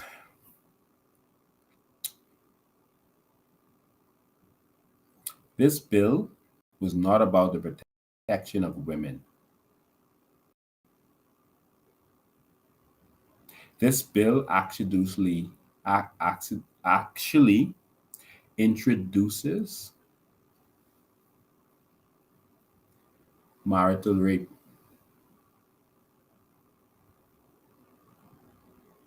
Protection against violence. They can't do a bill and call it marital rape. So they just do it. They boil a frog. You just sneak it in there. They just introduced marital rape while the whole church was sleeping and taking bribes and celebrating. Oh, it's 50 years. Y'all let's jump up and down and celebrate. You know what? Let's get them to talk about immigration and let's make something happen in the schools. Distract them. Make them row about it. And it's important. Let's pull up the bill. See, this is why they keep us as a D average, and they keep us as a D average and keep us dumb so they can abuse us and control us. And they'll get us to argue with silly things like we're arguing with this whole thing of, oh, Lincoln should have been out there. Lincoln should have been out there. Stand up for the children.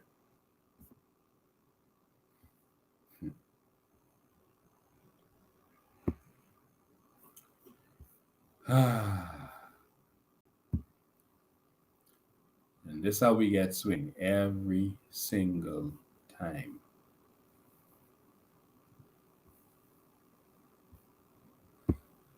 Now y'all come with me on this journey into the world of the LGBTQ.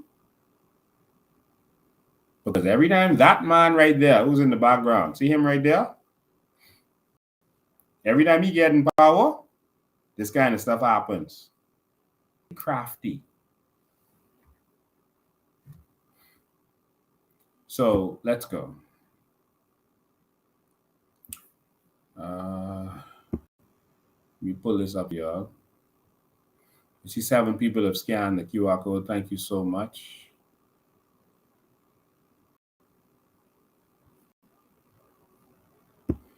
Okay. This is the new bill. This is the Protection Against Violence Bill. So they changed it from the Gender Equality Bill because that gender word would have caused you to pay attention. Okay? And this is what they came up with. So we're going to go through this, right? We're going to start with the definitions. That's the first place you always go. Now, what I want you to notice, I want you to look and see if you see the word gender in here, because I had a conversation with this fellow who thinks he's smarter than everybody and likes to talk condescendingly to Bahamians, Shivago Lang, on his show. He likes to talk down to Bahamian, and he believes his way is always right. I had a conversation with him, and I told him what gender means. I said, gender has a meaning under international law. All right? Under international law, it has a meaning, and it has to do with your identity. It has nothing to do with male and female. This bill is not to protect women. This bill is about something. So look, see, it's in alphabetical order. Look at the definitions. Well, we'll start from here.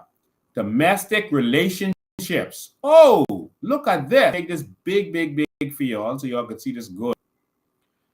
Definition now in this new bill of domestic relationship. Here we go. Domestic relationship means a relationship between one or more persons. Now let's pause right there. One or more. How could you have a relationship between one or more persons? You gotta explain that to me. This relationship between one person or more than one or two or three or four. What are y'all saying? Let's continue. One or more persons who A, are or were married to each other under any law, custom, or religion. Are or were married under any law. Okay. So that'll be the law. Custom. What you mean by custom?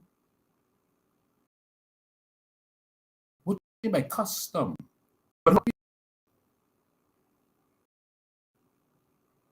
Okay. Next, B.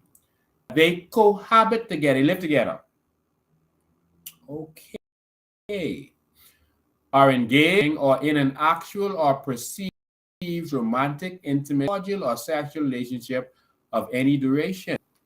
Okay.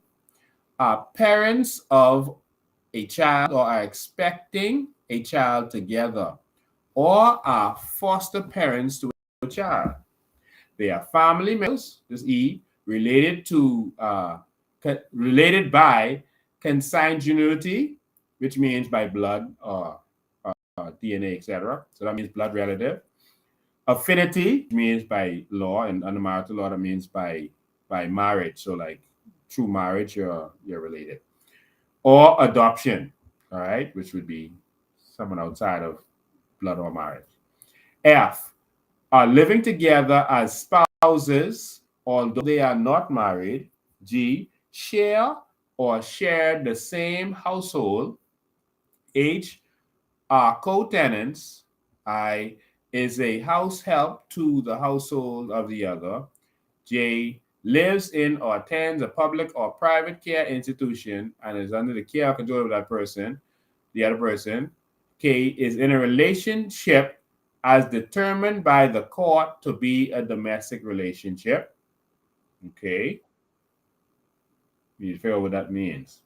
Now, so all of these things are now come under domestic relationship. So just hold that right there. Keep a pin right there. Let's keep going. Now, there's a thing called economic and financial abuse. So you can now be punished for financially or economically abusing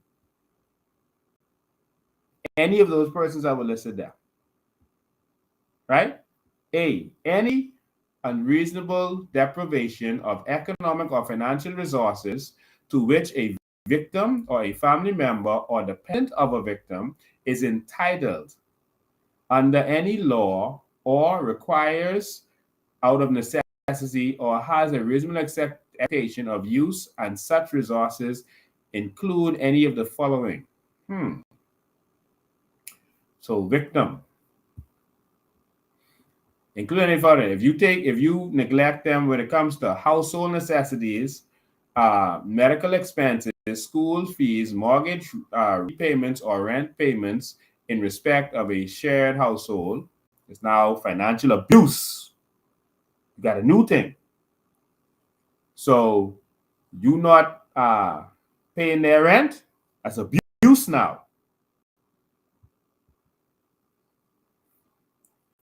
You're not paying the school fees, that's abuse now. You're not paying the medical expenses, that's abuse. Any household necessity, you didn't buy the cleaning products, the bleach, that's now abuse. That's violence. B, denying a person the right to seek employment or to engage in an income-generating activity. C, unreasonably depriving a victim or a family member or dependent of a victim of property in which the victim's family member or dependent has an interest or a reasonable expectation of use. Unreasonably disposing of or intentionally destroying or damaging property referred to in the property, and engaging in the pattern of behavior, the kind and purpose of which is to exercise coercive control over or exploit or limit a person's access to financial resources so as to ensure financial dependence. So if you do anything to make them dependent on you, that's now abuse.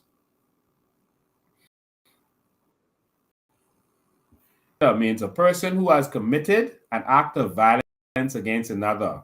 Violence. Violence. Let's keep going. Let's go. I'm going to skip over. Notice we ain't see gender yet, right? You see gender anywhere in here?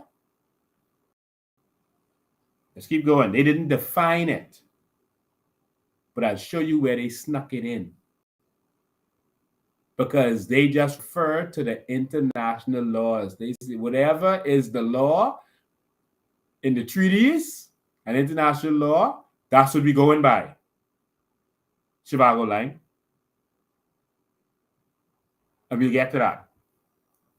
Sexual abuse means any act or behavior of an intimate nature forced upon a person without their consent and may include a sexual offense specified under Sexual Offences Act. Now, hold on now. Sexual abuse under this new act means an act or behavior of an intimate nature forced upon a person without their consent. But hold on now. Let me see who these persons are. We got to go back up. Because they including married persons. Remember the definitions? Hold on. Domestic relationship, which is what this act refers to. If you are married, if you are or were married, so that means if you do one of that thing, if you are or were married, not an issue. Anyone see it? So now, the sexual abuse, and I can read more, there's more to it, includes person. So if you roll over, see, because if you're walking in the street and someone come up to you and grope you, grab your breast or your buttocks, that's a sexual assault. But now, based on the vague way that this law is defined, if you are married or were married to someone and you do that now, or living together as spouse, even though you're not spouse, and you do that now, that's sexual abuse. You see how they snuck that in there? Let me go back to sexual abuse and let you see it again. Sexual abuse means an act or behavior of an intimate nature forced upon a person without their consent. and may include, so you don't have to include, a sexual offense as specified under the Sexual Offences Act. I hope you all see that for your life. Sexual harassment means active behavior of making unwelcome or inappropriate sexual remarks or physical advances. Let's keep going. Victim means a person against whom an act of violence has been or is being committed. It's a victim. What was violence? There it is. Violence means violence of any sort that results in physical, sexual, or psychological violence, including rape, sexual abuse, they didn't define it, torture, trafficking in persons, forced prostitution, kidnapping, sexual harassment, online harassment, or economic or financial abuse.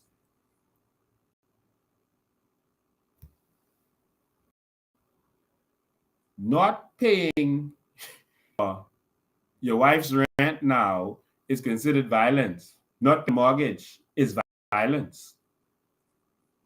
That ain't neglect no more. That's violence. Y'all paying attention? Y'all see why they was distracting y'all with this stuff?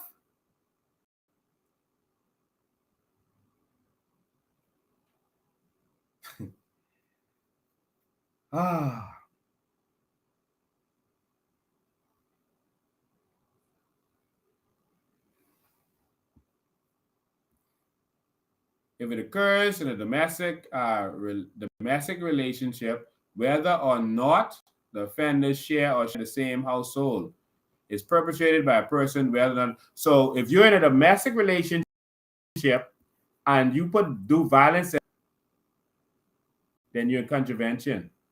Remember the domestic relationship what we saw before? That included if you are married or were married.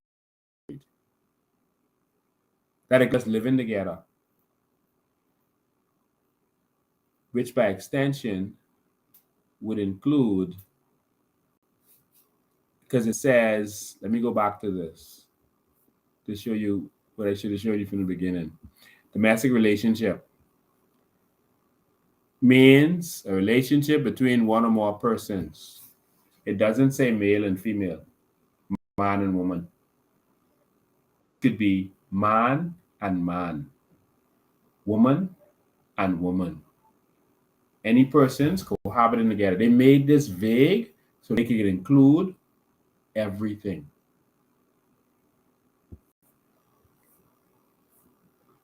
Are you paying attention?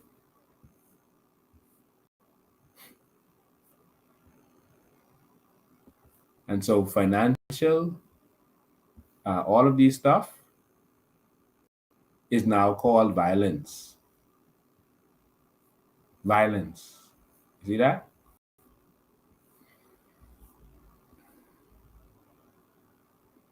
A court shall, in determining whether a person is in a domestic relationship, have regard to the place where the person's time is ordinarily spent.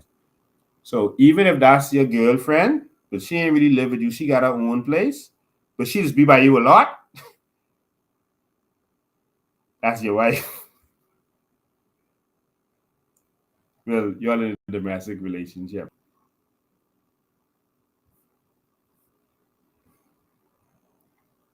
The manner in which the person's time is spent and the duration of the relationship, they could take any of these things into consideration.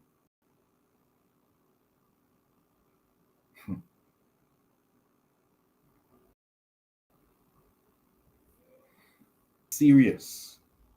They're sneaking this stuff in.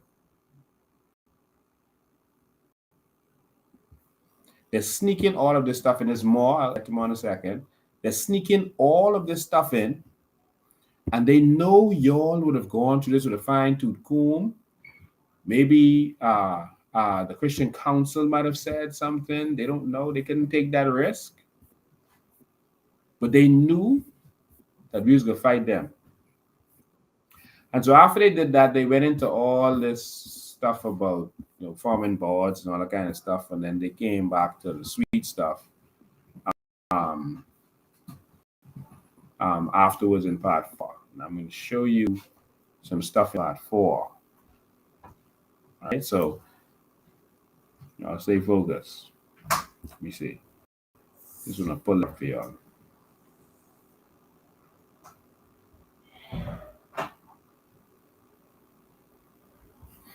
I can show you how crazy this whole thing is.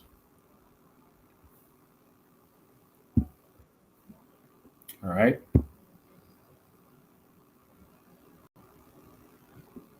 Let me pull this back up for y'all. Okay, let's go. So now they telling you what cohabitation is. Domestic relationship. The general rights of victims of a violent person, all right? Right to be treated with compassion and dignity, right to be informed, right to confidentiality. And let me tell you what else they just did. This is section 20. They are now protecting. I understand protecting the victim, but they're protecting the perpetrator. Persons who provide any type of care or service to a victim, the member of the commission, a member of the commission, or a member of the police force, responsibility for conducting investigation, all right? Or a person acting on behalf of a person, right? Shall ensure the confidentiality is maintained with respect to the identity of the victim, the alleged offender, and potential witnesses. So you have to ensure confidentiality, secrecy of the victim, because before it was the victim. So you couldn't expose a rape victim, all right, or a child who was a victim. Now they're adding the alleged offender. So let's say Kirk Cornish, I know he's a good, decent Christian man, do something like that, according to PLP. Let's say Kirk Cornish goes and abuses another girlfriend. You can't call his name next time. They making sure that if a politician ever does something out of the way again, you can't touch them. You can't, so not you can't touch them. You can't say their names. You can't call their names. They can keep it secret. This is what they just snuck in there. You can't expose the alleged offender. I understand victims, I understand witnesses, but the alleged offender and the person who contravenes that commits an offense and is liable on summary conviction to a fine not exceeding $5,000 or to imprisonment for a term not exceeding 1 year or to both. You go to jail for a year and pay $5,000. Right to privacy. A person shall not publish any report of an investigation under this act other than criminal proceedings, except with the leave of the court. Where a person reports proceedings under Section 1, and Section 1, that means this, the person shall protect the identity of the complainant, the alleged offender, and any witness. So when they report it now, they have to keep the offender secret. Did you all agree to the Bahamas? To keep these perpetrators secret? And the person who contravenes, any of them, again, is $5,000 or a year in jail. Serious offense. That is unconscionable. Now, when they make a complaint, there's a procedure for making a complaint, 23.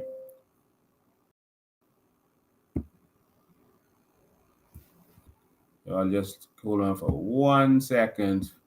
We are, again, I have to pause for a second while I plug in. I'm sorry.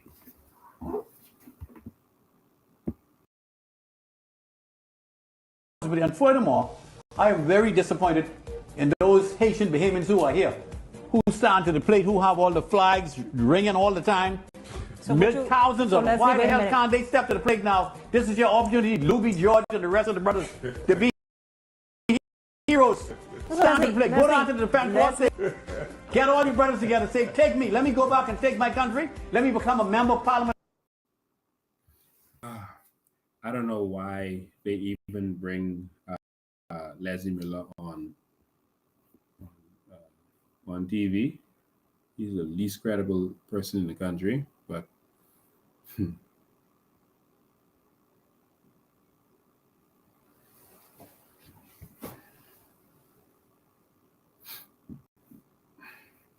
all right, let's get back to work. All right, y'all stay focused. Y'all, let's get back to work. All right. Okay, I think we lost it. Let me pull that back up. Let's get back to work. I want y'all to see this.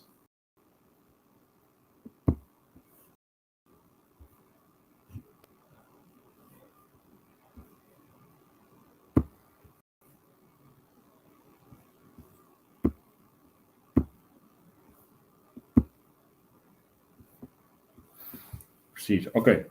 Procedure for making a complaint. Any person who is a victim, as defined under this act, or has information about a victim of violence, may lodge a complaint in person to the police. All right. So anyone may make a police. And this is what the police must do. They must prepare a written statement giving the following details. Details surrounding the alleged act, the age and gender. Oh, gender. They didn't say sex. Gender of the complainant. So, not the age and sex, the age and gender.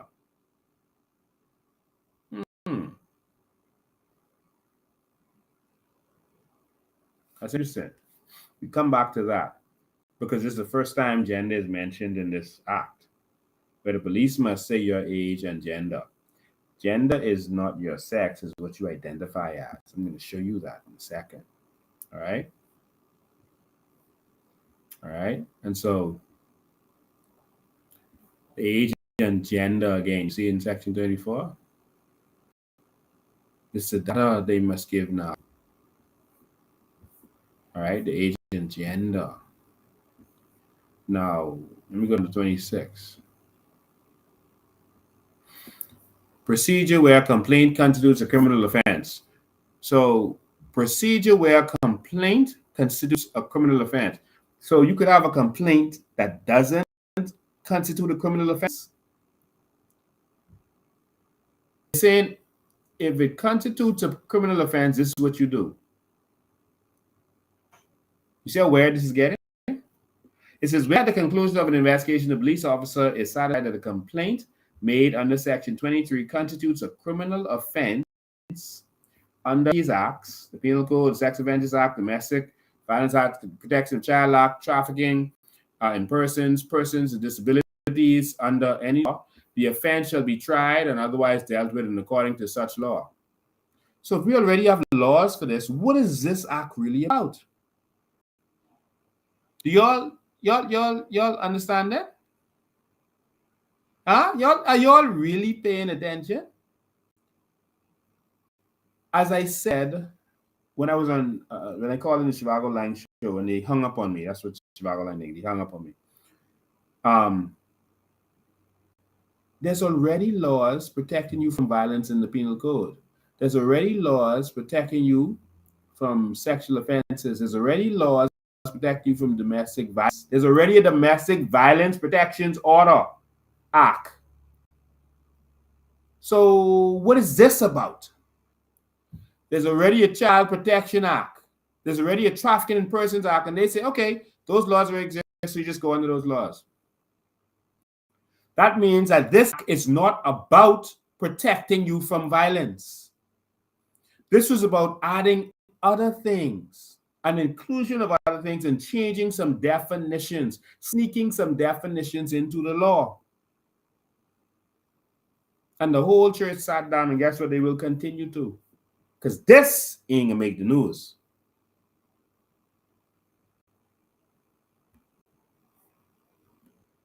Now I'm gonna go to 33. Interpretation.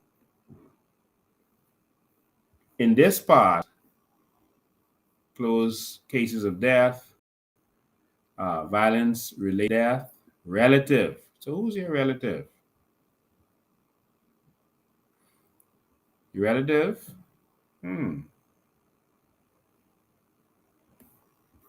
These are your relatives: father, mother, grandfather, grandmother. So all these regular stuff that you know about: half brother, uncle, uncle-in-law, auntie, auntie-in-law, all this kind of stuff, nephew, cousin.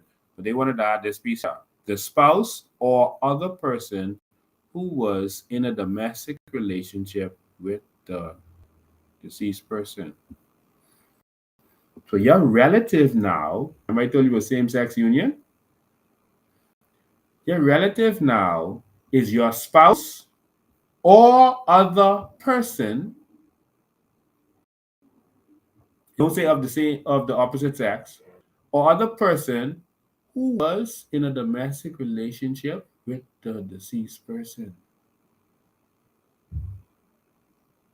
So now, if cohabitating, remember who they call domestic relationship? If you were living with another man, that's your relative.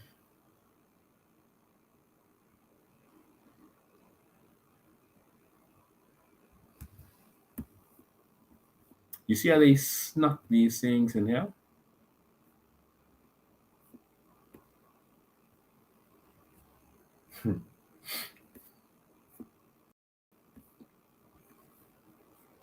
And they keep doing this to us because we get so easily distracted. Y'all bring up something y'all know they can row about, and man, they could be all about trying to talk, but they could protest. And in the meantime, we could pass this bill.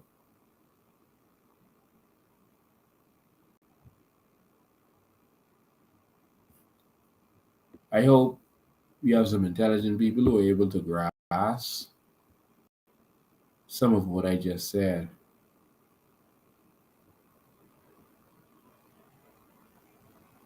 Because this is serious. I go open the phone lines. I did one long one today. Sorry, because I started out talking about all that other stuff. I go open the phone lines for y'all while I continue. You can talk, ask any questions.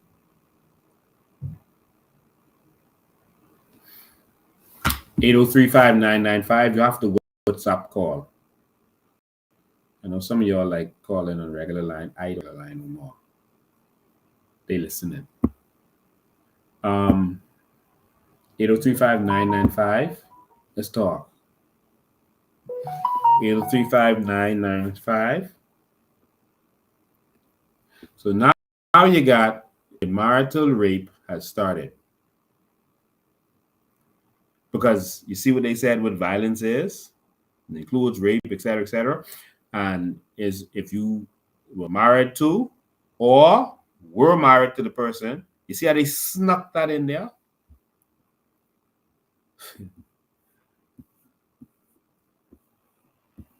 While you was talking about who should come to the rally, to the gay rally, he snuck that right in there. Every time y'all let Fred Mitchell get in that house. Call 803-5995. Let me make sure I got volume on this. Come, y'all talk to me. Look at y'all in shock. Talk to me. 803-5995. 803-5995. They just changed the game on y'all. Brave Davis them and Fred Mitchell just swing y'all again. They bunch of stuff out there. Lincoln me in this, Lincoln me in that, Lincoln me in that. Oh, let's make them a rally. Because notice it was them pushing the rally.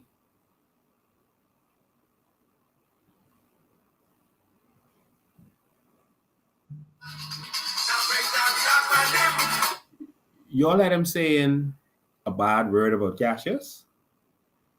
And he pushing a rally about stuff he's saying they was doing. Y'all see them attacking him?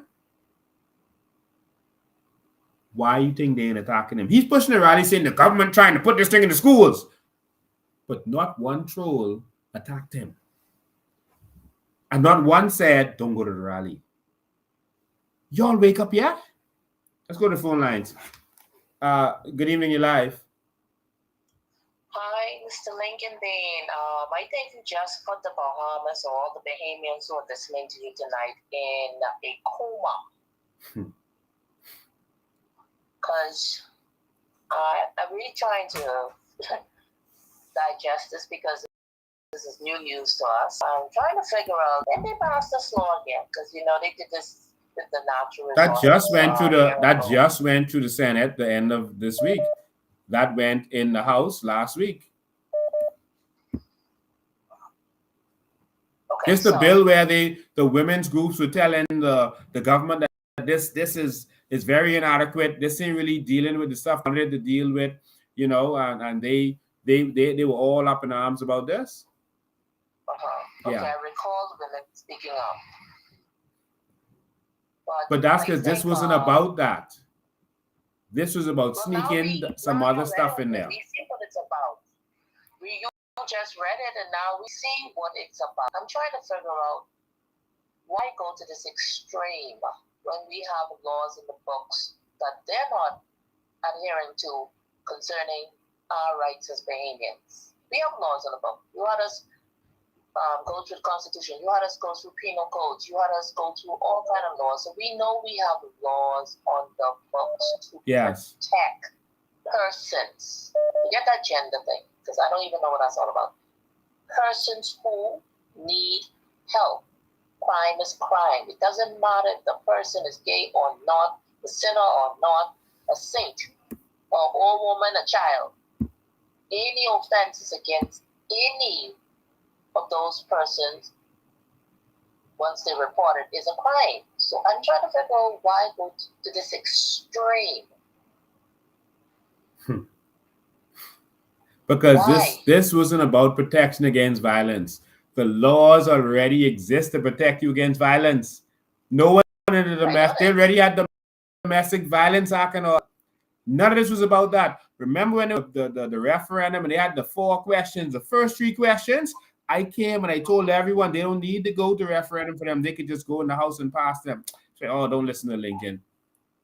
I said, this is about bill number 4, which is going to now allow gay marriage and introduce this homosexuality into our culture.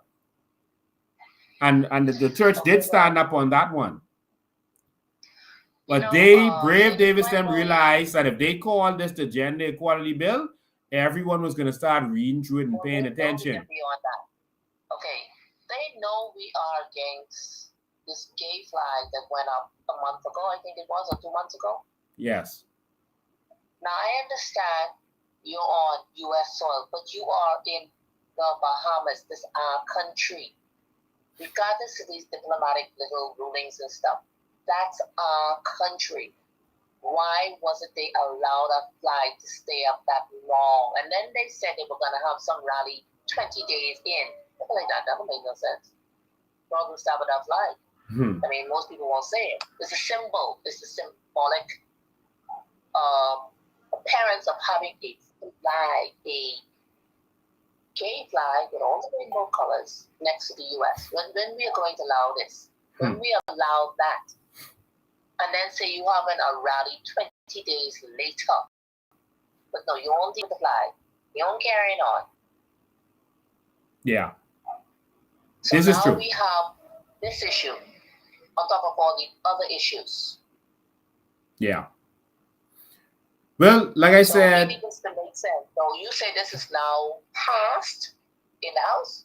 It's now passed in the House and the Senate. Is now going to the Governor General to be signed. All right. Well, Bahamian people are And here the whole Bahamas fell asleep and let them sneak that in.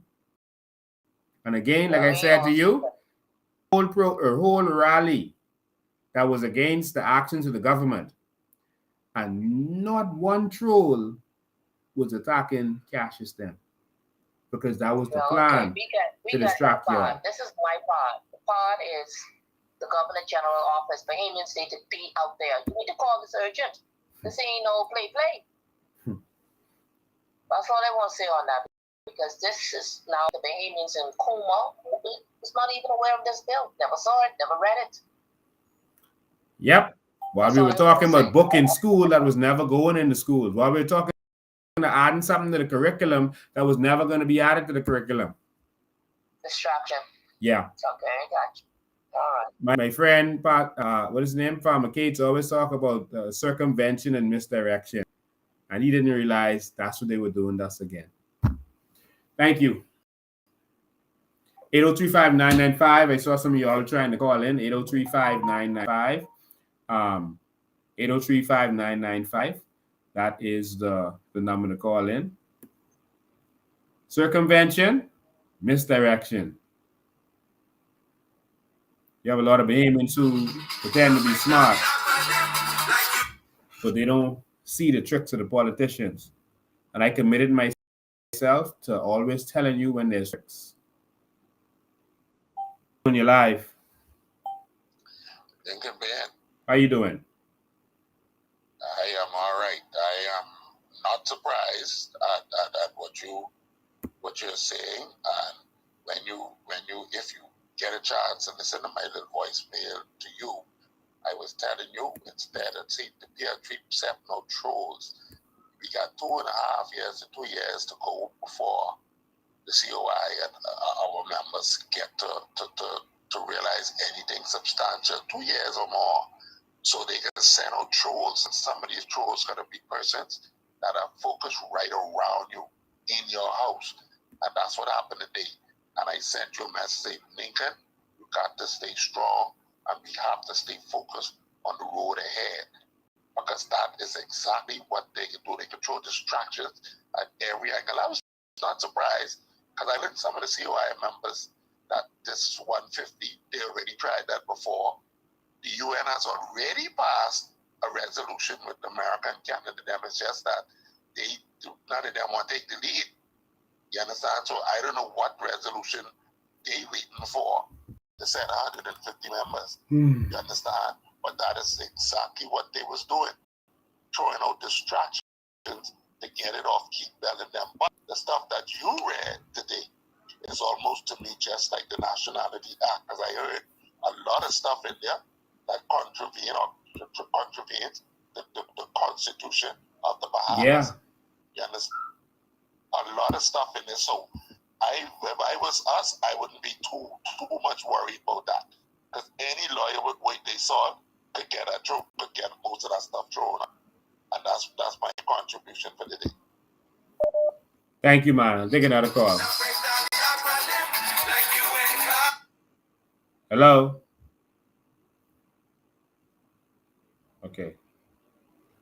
8035995, 8035995. 8035995 is the number. 8035995. Call us in. What do you think about all the stuff that you've seen? I think it's just incredulous that we always get outsmarted by these same people. Always get outsmarted by these same politicians. Every election, we get swing. Every time, we get swing. Every time. And it's like, as a people, we just don't learn. And they're going to continue to make you focus on me.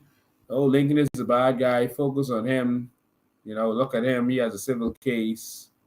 I mean, I don't know what Bahamians are going to do.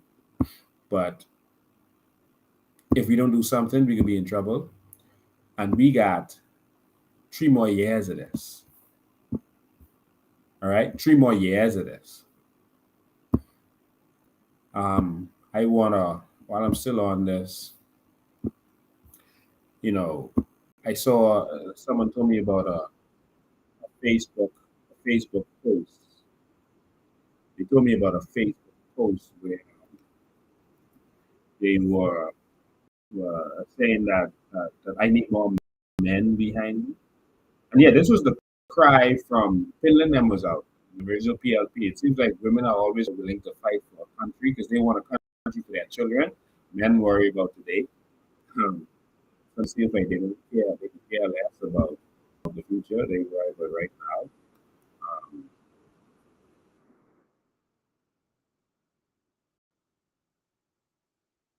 Very good. Distracted with something just now.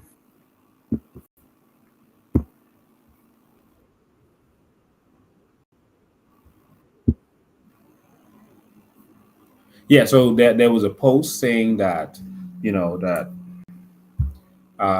we need more men, et cetera, and all this kind of stuff. And I just want you to know that change never comes until the women come out. That's the first thing, right? It never comes.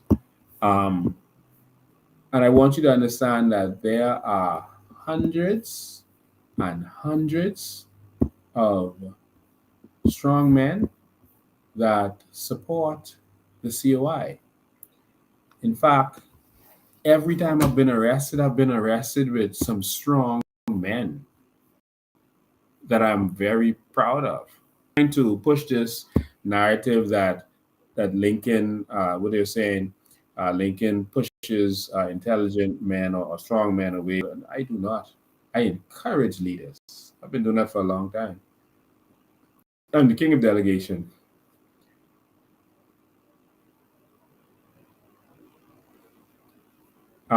There's never been a male that I've pushed from this organization, and even people who have said things about me that were wrong publicly, who have attacked me, I've done nothing but show them love.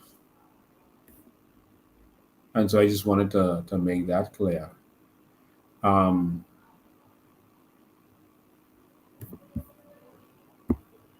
To Mr. Cates and others who said that I should have been at that rally.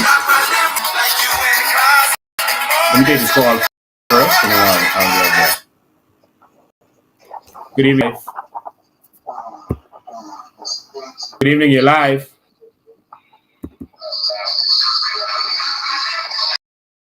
Good evening, you're live.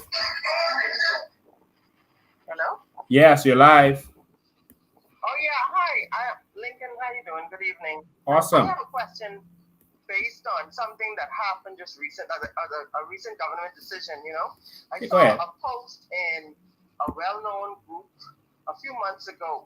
I don't know if it was done in jest. I think it was, where the person was asking for a contingent of Bahamians to go down to Haiti, and you know, the post said, you know, you'll have to pay your own way, but we'll provide food for you. But we're going to Haiti, and we're going to take up land the same way they do it here in the Bahamas, and we're going to show them what squatting looks like from our perspective. So after that post was put up, I mean, not one, not two, not five, but dozens of Haitians came under the post, and they were like, if y'all bad, y'all come here and we will kill all of you. Now, yep. I mean, even if the post was done in jest, the responses that we got opened a lot of people's eyes. So it's saying we could do it, you all could do it to us. They could do it to us, but we can't do it back to them because they would kill, and they were not joking. Men and women, and I don't mean the ones who are here now. I'm talking about the ones who are in that group but live in Haiti. They were like, if you come here, we will kill all of you. But my question is, I don't know. I understand that Haiti needs help, and you know, the Prime Minister sent a group of, I think, Defense Force officers down there to help them. But how would your administration deal with that particular situation? Like, I don't know exactly what they went there for. So I still am not sure what they sent them down there for. I know Haiti has been going something, but what could our government do? The 150 has not been sent. Yes, the 150. Sounds like it's a little sketchy in terms of the people, you know, their level of violence and stuff like that, because those responses opened my eyes.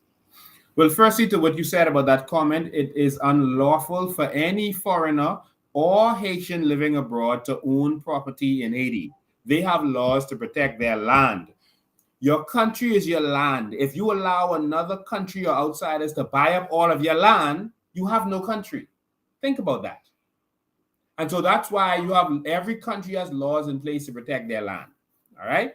And especially small countries. And so if we keep letting foreigners buy up all our land, eventually we won't have a country. That's why we had the Immovable Properties Act. Haiti has law to protect their land. So they have the law on their side, 1. 2, they will not let you come and squat on their land. They will kill you. All right? They will kill you. But Bahamians, We need to stand up. That's all I can say. All right. Now, what can we do as a government? Listen, the solution for Haiti has to come from Haiti. America, France, the UN has not been able to help Haiti. There's a culture in Haiti that allows for what is happening there now. All right, it's organized chaos. You all don't understand it, but they understand exactly what's going on. It's the gang culture that controls their politics. Gangs first come in, control territory, and then you vote for how the gang that's controlling your territory tells you to vote. That's how their elections go. I lived there. I was there through a lot of what they went through. When Mattelli won, when Mattelli lost, I know what is going on there. I understand that maybe God sent me ahead into that wilderness so that I could lead our country in the right direction. There's nothing that Brave Davis or 150,000 Bahamians could do to change Haiti. America isn't doing that. Canada isn't doing it. France isn't doing it. You cannot, a person who's willing to kill themselves, you could never hurt them. There's nothing you could do to change them. They're willing to die, even if their thoughts are stupid. They're not going to let you come in and tell them what to do. And so all we need to do is protect our borders from them and let them get themselves together. Once the gangs start to get in control in certain places, they have election because that's their culture. We have a similar culture, but it's not as violent. Our politicians go into the neighborhoods and they put money on the street with the gang boys, the street boys, and they say go in the streets and get the influence, take that money on the ground. But that's not a violent way that we do it, but it's a similar thinking.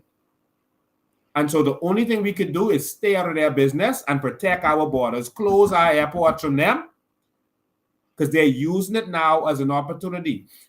When they realize that they can now use this as an excuse to be let into America and stay there for several years, that's what America did, open their borders to them. They can come to the Bahamas, and then some Bahamians are going to say, oh, let them in. There's a crisis there. Let them in. It's being used as an excuse for drug trafficking, money laundering, and arms dealing. All right? That's an opportunity. Yeah.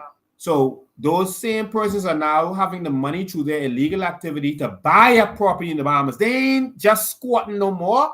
They buying up property in Abaco. They buying up property in New Providence. They buying up property in Andres. The criminal gangs. And they bragging about it and talking about how they run the different islands. Y'all better wake up. Thank you for your call.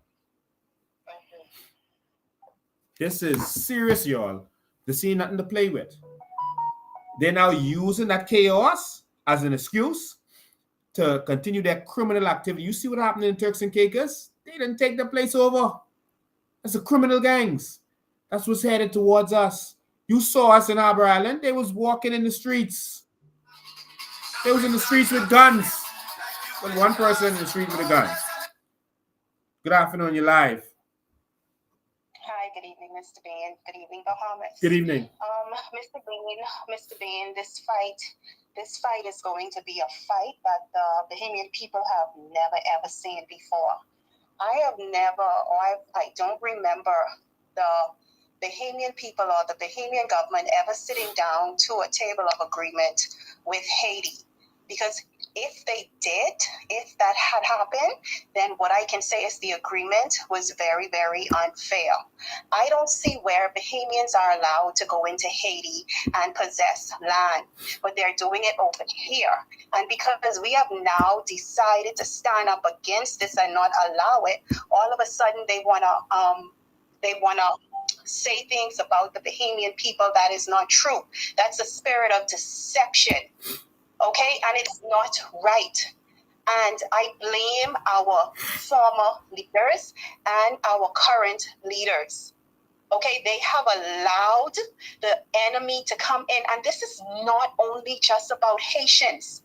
This is about all foreigners coming into this country and taking advantage of the Bahamian people.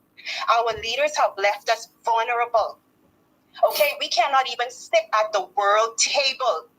to bargain for our future generations to come. We can't even sit there from a seat of power. They always go from a place of weakness. Yeah. And we continue to praise these leaders who has placed us in captivity and who has placed us in the belly of the beast. And if Hubert Ingram is listening to this, he does not deserve to be honored. Bahamians need to let go of the old, because it's the old that got us in this situation that we are in now. These men are not honorable and they do not deserve to be praised. They are the reason that the young generation have to stand up and fight for a generation to survive. They are the reason. And yet we still prance around praising these people who submitted our country to demoralization, corruption. We should be making deals and putting our people first. Every time we make a deal, it should be, well, what is my people going to benefit from? I don't care if my people is PLP, FNF, DNA, COI. I don't care. We are all walking around with Bahamian passports. And so Bahamians should be placed first in this country, not a political leader or an MP and their family, friends, and lovers. It is time Bahamians demand the respect that they need as tax-paying citizens in this country and stand up. Lincoln, what I want to say, I cannot say online. But let me tell you something. These people need to be dragged out of the House of Assembly and condemned, because the things they have done, generations on top of generations are going to suffer and pay for it. So it's a crime against generations unborn. It's a crime. We need to get serious about the business in our country. And I'm sending a message out to our men. Please take a rightful stand in your country as kings. This is the Commonwealth of the Bahamas. This needs to be led by men. And I applaud the women, our strong Black women. I have been standing next to some women who have been going through hell in their personal lives, but they always show up and stand up. So I thank the women for standing up in this country. And we are going to continue waiting for our men to stand. We have men standing, but it's not enough. Bahamians continue to march. We need to march on to a new Bahama land. Whatever that march is to you, it's time for us to march on to a new Bahama land. We have to be willing to let go of the old so we can walk into the new. Thank you, Mr. Bean. Thank you, too. Wow. That was definitely powerful. That was powerful. That was powerful. Just wanted to plug in a couple things. You know, have these people. I just want you to know that I was at that rally. The only flag we fly I playing that flag of the Bahamas, the flag of righteousness. We're not going to fly a flag that disgraced God, that shows the insult of God. We are a Christian nation, and that means, and in case they didn't tell you when you came through immigration, God will. And so after every speaker, there was a video. Hold on. Good afternoon. You're live. Hey, President Bean, Hi. something very important. Go ahead. I forget to tell you and the Bahamian people something very important. Being an ex-military man in the United States Air Force, the reason why 150 members of the Bahamian contingent, well, we know they just bouncing around for fair purposes, but in the event that materialized, I think Philip Brave Davis and the Bahamian government has jumped the gun. The reason why Like I said, the resolution has already been agreed upon in the United Nations to send in a force, right? Force, multinational force. But the Americans and the Canadians and them don't want to be the first one to take a step. And the reason for that, Bahamian people and President Bean, is because the mistake that the Americans made in Mogadishu and the mistake that the Russians made in Afghanistan was they went in there with a force wearing uniforms, and the force that they were fighting had no uniforms. So they could not tell who was civilian from who was a friend or foe. Yeah. And that is the situation in Haiti. If they go to Haiti and the Bahamian men are wearing uniforms, they will be easily identified as aggressors, and they wouldn't know which one of them nation, man, woman, or child, they got to shoot at. That's the problem. What Brave Davis is faced with. Thanks for taking my call again. Yeah, that is a reality, and you have to remember they're saying nonsense that they're going in there to train, not to fight. They're going there to train them and do some support or whatever. You can't train the Haitian military. You have no idea what they're up against. That is nonsense. Then people fight in mountains and in city situations. We don't have city situations like them. All right, so we can't train them. They fight in the mountains where the air is thin. You're going to get tired. You're going to run out of breath. They will not. Just want you to see that. So I was just playing that video to show you that I was in my black truck. You could see the truck in there. And I was at that rally for a person who said that, but I was not there to support what was going on. I was there to receive information and see for myself so no one else could tell me. I was there to see for myself that was about a person who was constantly on the screen between every speaker, and their name was on the screen behind every speaker. All right. And so that whole thing was a pure distraction.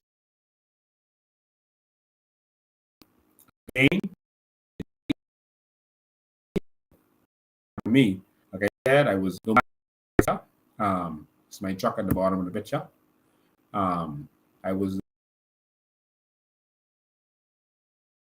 at the back of it, and I have some other pictures which showed Cash's name on the screen constantly while everyone is speaking. So you're basically promoting a person that wasn't promoting or fighting for the people. Now, for that person who posted talking about the men, I just want you to know that one, this is our Grand Bahama men's branch. It's just a branch. It's all the men. It's just a branch. 100 and over 100, 103 in our branch. That's more than the PLP and F&M men's branch. It's just Grand Bahama. The New Providence men's branch of the COI has 153. That's just a branch. That ain't all the men in our organization, because a lot of them aren't in it. Just so you could have a youth branch in the F&M, but all the youths who would be voting, who between 18 and 30, they're not going to be interested in being actively in the branch. That's our active men who are in the branch. 153 in Nassau, and we have a men's branch in Grand Mama, which is 103 persons. All right. So for those persons who think that men put that post up there about I run men, listen, no. There are men who are serious, and there are men who are behind this. Yeah, I'm in the front taking the bullets, taking all the attacks, while our people in the background doing all the damage. If this was a one-man band, you think we could have accomplished what we've been accomplishing? This ain't a one-man band. This ain't no 200 or 300 man band. This is a monster that y'all are gonna see when it's time for the next election. All right, and so we release our candidates. Sorry, not our candidates, our shadow ministers. We had 3 men and 3 women. It's a problem. We had our hosts of our rally, that a man and a woman. I was escorted to the stage by many, many men. Stay tuned. Stay tuned. And again, we call for more and more men to come forward and take up the baton. But y'all are going to see. Y'all terrified us. Terrified. And so even persons would bring up KCX. There was no issue between me and KCX. KCX was disappointed more at the Bahamian people. There was a time when the people who were part of his movement moved over to the COI, and he was angry at me for that. And I told him it's nothing to do with me. I didn't tell him to come. I had no conversation with them. And if Gatekeeper and other persons are on here, they could say that. And Tanya and other persons who were heading up that organization, he fell out with me for that. He was angry. But I told him, I can't tell these people what to do. I can't tell them go back to you if they don't want to. That's not my business. And that's why he was upset with me. All right. I did nothing wrong to him. And even after that, I showed him love, man to man. And I wanted to remind you of that because he went on radio, not radio, TV, and he said Lincoln Bain is a snake. he felt like I got those persons to leave his organization and come with mine. I didn't. I didn't. They just did that. So I'm going to play this last video for you. I had a good time with y'all today. I'm going to play this video, and then I'm going to end. It's like 10 minutes. All right. See this troll on here, Desmond B. Williams. Notice I don't block him. I let him talk. See, the PLP has a lot of homosexual persons in their party, and they like to troll men. So just got to let them. He's trying to cut up with me, but I don't do the Fred Mitchell thing. Ladies and gentlemen, after KCX said what he had to say, did what he had to do, this is the conversation I had with him. We came on the live, and I let him talk. This is it. This is what men do. We talk it over. Relates to KCX, the truth about KCX, the man been trying. He been fighting. He's going through stuff. He has his health that he needs to focus on. He has to deal with. And I will tell you from my standpoint, as far as I'm concerned, he's a legendary Bahamian. I don't have anything negative to say about him. And that's it. So I'm actually going to get KCX on the phone right now. He asked me to call him during this broadcast. So I'm literally going to call him during this broadcast and give him a chance to say what he has to say, and then we go from there. Let me see. Let's get him on the phone, see if we get him.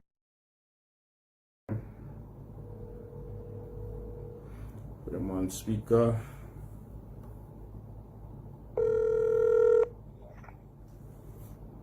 Hey, Richard. Hey, bro, how you doing? You live? Hey, what's up, man? All right, I'm awesome, man. I'm awesome. I hope everyone can hear you.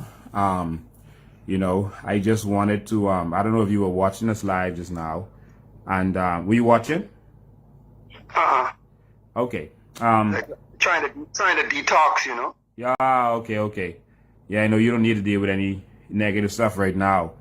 I basically let the Bahamian people know that, as far as I know, you have not joined the Progressive Liberal Party. Is that so? Man, as hard as I fought against the PLP and the FNM, and they can tell you that. I sat on O.B. Wilscombe's show, and O.B. Wilscombe said, man, you gave us hell. And the thing about it, you gave the FNM hell, and now you're giving the FNM hell again. You practically stopped WTO by yourself. You are relentless. Lincoln, I want to get rid of these parties so bad. I can taste it. This is the opportunity to get rid of them. But when you see we have 21 political parties out here, and they got 2 more forming, I say, you serious? What are you guys doing? This is about the country. This is about us. This is about the next generation. Yeah. And I don't feel the love, bro. Yeah. I don't feel the love from my people. And like I said to you earlier, our people don't recognize their own and the greatness that they have among them. We often quote Miles Monroe, right? But Miles Monroe had to go out of this country to get respect. We have to change that. Mm-hmm. Yeah. Me and Coakley said to me, You know, there's never been an activist that has done as much as you. He said, and I'm not talking about the Bahamas. I'm talking about the globe. You've lost everything fighting for your country, even your health. Mm-hmm. I got no support, Link. I got no support, and I'm the easiest person for someone to turn their back on. Because I don't act like a god. There's no one out there could tell you, Casey talked to me like a dog, or Casey just disrespect me.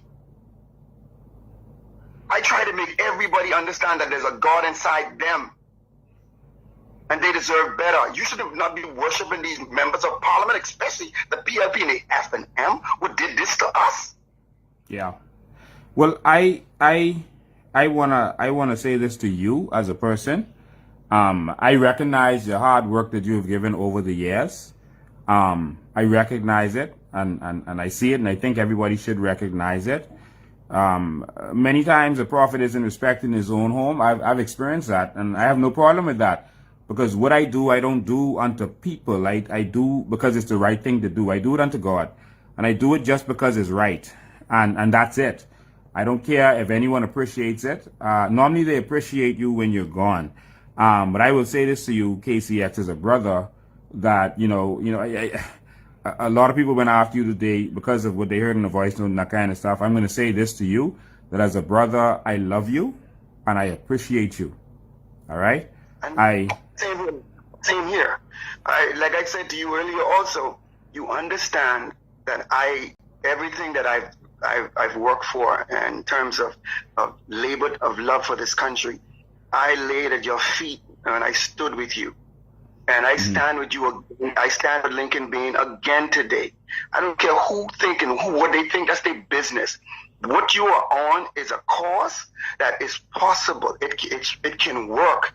But the only problem we have is we have so many people pulling against this movement. They don't want nothing to do with us. They don't think it could work. And what else could work? You think with 21 political parties out there, they're not going to play a role in taking some votes away from us, or people saying, no, I can't take a chance because you're too fragmented, and go back to either the PLP or the F&M?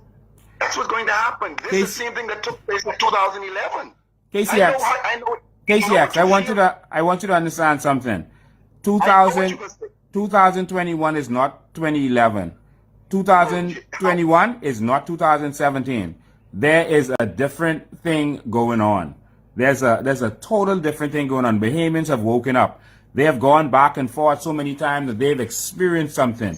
You can see it in the air. There are more people for us than against us. And this is a battle of faith. This is a battle that you've been fighting for the last 30 years. You cannot give up on the last stretch. You cannot run the 400-meter dash and give up at 380 meters. You have to die for the finish line if you have to. This is not going to be easy. And I told you and everybody else involved with this that this is not going to be easy. That this is billions and trillions of dollars at stake. And that these people are going to fight. And they're going to fight us. And they're going to send people to try to get us to turn on each other and turn against each other. They're going to try to get other parties to not join up on us. They're going to try to fund those other third parties to make them feel that they have a chance so that they won't agree with us. If we put out there in the public, KCX, that the only way for us to win is for all of the third parties to come together, then you just told the enemy how they can defeat you. I do not believe that that is true. But if you tell them, then all they got to do is go to the other third parties and say, listen, we'll fund you all. Don't join with Lincoln and KCX them. You just told them how to beat you. All right? And what do you think they're going to do? They're going to take that money and they're going to do what they have to do, because there is trillions of dollars at stake over the next 5 years. All right? And so we know that this is a serious battle, and we cannot let them deter us from what we have to do. The Bahamian people are depending on us. They are depending on us to finish this and finish this strong. We have a few months to the new Bahamas. Minister has to call this election in short order, because they're going to raise VAT to 15% and then to 20%. All right, we have a few months to the new Bahamas. We cannot get weary. I don't sleep. I work. I push every single day and night, and you can't get weary. You cannot align with everyone. If aligning with everyone is how you're going to get success, then you're never going to get success. You have to align with people who have the same mindset and vision as you. That's not everyone. People who are not going to sell out. If you feel like you have to align with everyone, then you're going to end up lining up with sellouts. You have to be able to identify those sellouts and cut them off. If your right hand offends you, cut it off, Jesus said. It's not everyone you can align with. Some people got to go. And you have to understand that. I'm not looking for friends. I'm looking for soldiers who are going to stand up with us and do the right thing. If someone, and I've put it out there several times, KCX, I have told all of those third-party leaders, I am willing to sacrifice whatever it takes to make this happen. I've put it out there. To come to the table. I don't need to name whatever the organization is going to be. I don't need to be the leader. We just need to get this to happen. All right? Simple as that. We have put it out there to them. If they don't want to come, they don't want to come. The Bahamian people are ready for change. They know that we are the people who are going to stand up. This is not any time to be talking about Brave Davis and them. Listen, someone asked me the other day, Ortland Bodie, if I had a LH, I think a call I'd called in. If I had to choose between the FNM and PLP, which one would I choose? That's not a question I will even answer, because that is not the only options. We have an option now. All right? So I'm not going to be talking about if I have to choose. No, we don't have to join up with all the third parties. Last election, KCX, all the third parties combined. That was the most third parties in the history of the Bahamas. All the third parties combined couldn't even get to 10% of the vote of the DNA. People are going to choose the one they want. They're going to choose the third party that they want to go with. They're not going to split they've never split their vote between all the third parties. The third parties and independents have never gotten the amount of votes as the recognized third party. Never. So if they choose to come, they come. You have third party leaders who got 25 votes in their constituency last time. 25 votes. You have third-party leaders who got 9 votes in their constituency last time. If they don't want to come, then they don't want to come. We are on a mission for the Bahamian people. Don't get distracted. Everyone doesn't have to come. But who comes? We're going to stand up. If we are the 300, if we are the Gideon soldiers, we don't need 32,000. We need this 300 strong. And that is what I believe. Don't give up right before the end of the race. All right? If you want to take a break, you have to focus on your health or whatever it takes. That's up to you. But I am telling you that I am in this to the very end and to the last drop of my blood and to the last drop of my sweat. And no one is going to tell me that we cannot win this against these uncircumcised Philistines.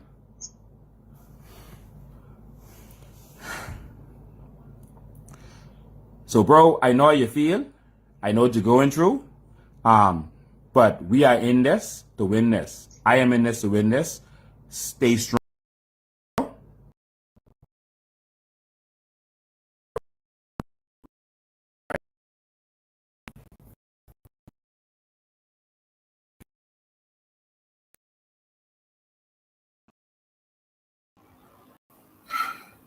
Ladies and gentlemen, that was a conversation sometime before the last election with my brother, KCX. KCX apologized to me before he died. I did nothing but show him love. I did not retaliate or anything like that. And that's what I do. I don't go after my worst enemies for personal attacks on me. I couldn't care less. Listen.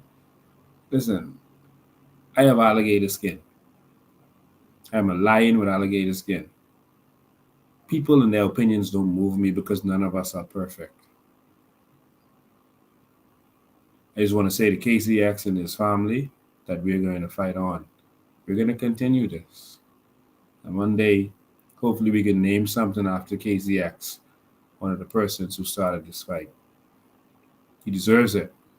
He put up a good fight until the very end. Ladies and gentlemen, I want to thank you all for tuning in. I'm sure he's looking from wherever he is, and he's proud that we are continuing this fight and that we never stopped even after election. All right? And so just want you to know that we're going to continue this fight. You're not going to end with who you start with. And you can't start these talks that We need everyone. There's some people who are going to be sellouts. If that's who they are, they can't go. Do you know why Paul and Barnabas separated? They were both anointed to go and build the churches. They were anointed together to go and do it together. When the trouble came and the rough start parts came, Paul was attacked, stoned, whatever. There's a big fight. There was someone called John Marks, and he break off running, pretend he wasn't with them. You know, you always have these people who abandon you when it's the rough time.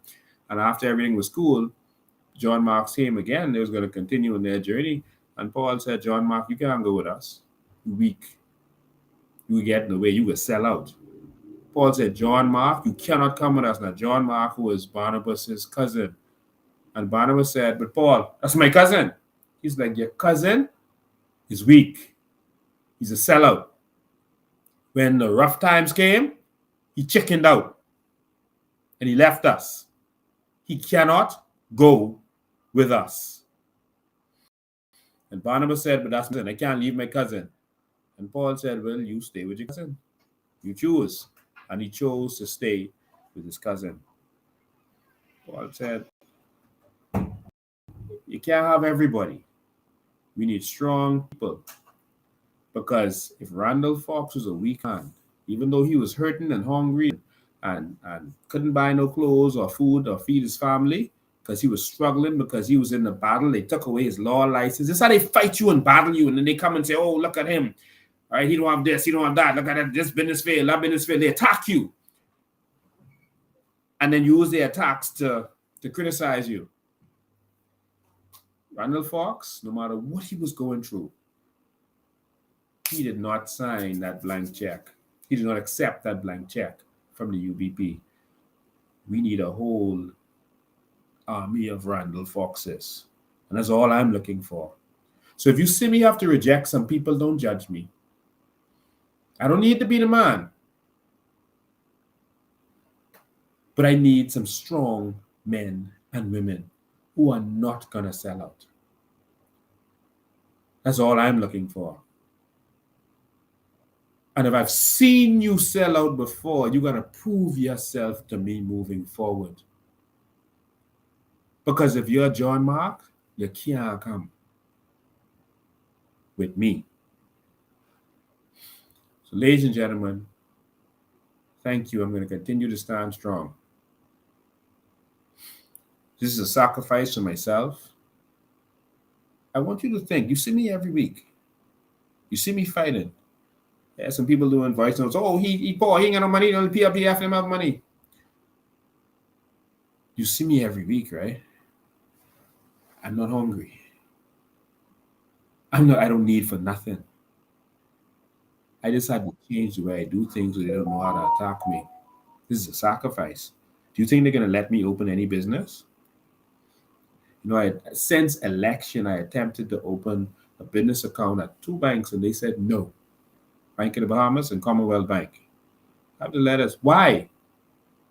I just come from the top.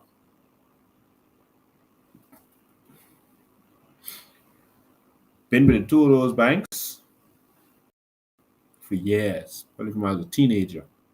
Never owed them $1. Never had an overdraft. Never had an incident with them where they had to freeze an account or do anything. Just pure business bringing money to them. This election, Bank of the Bahamas, no business account.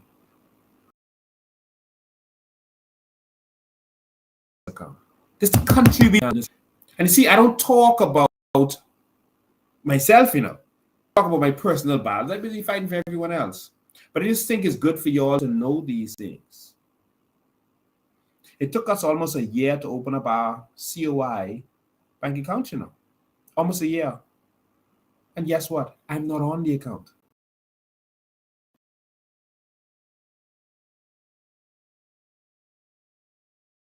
Like Randall Fox. Randall can stand through this country and go to New York and work.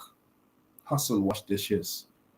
Because he believed that we could have a better Bahamas run by Bahamians, black Bahamians. I believe that we could have a new Bahamas.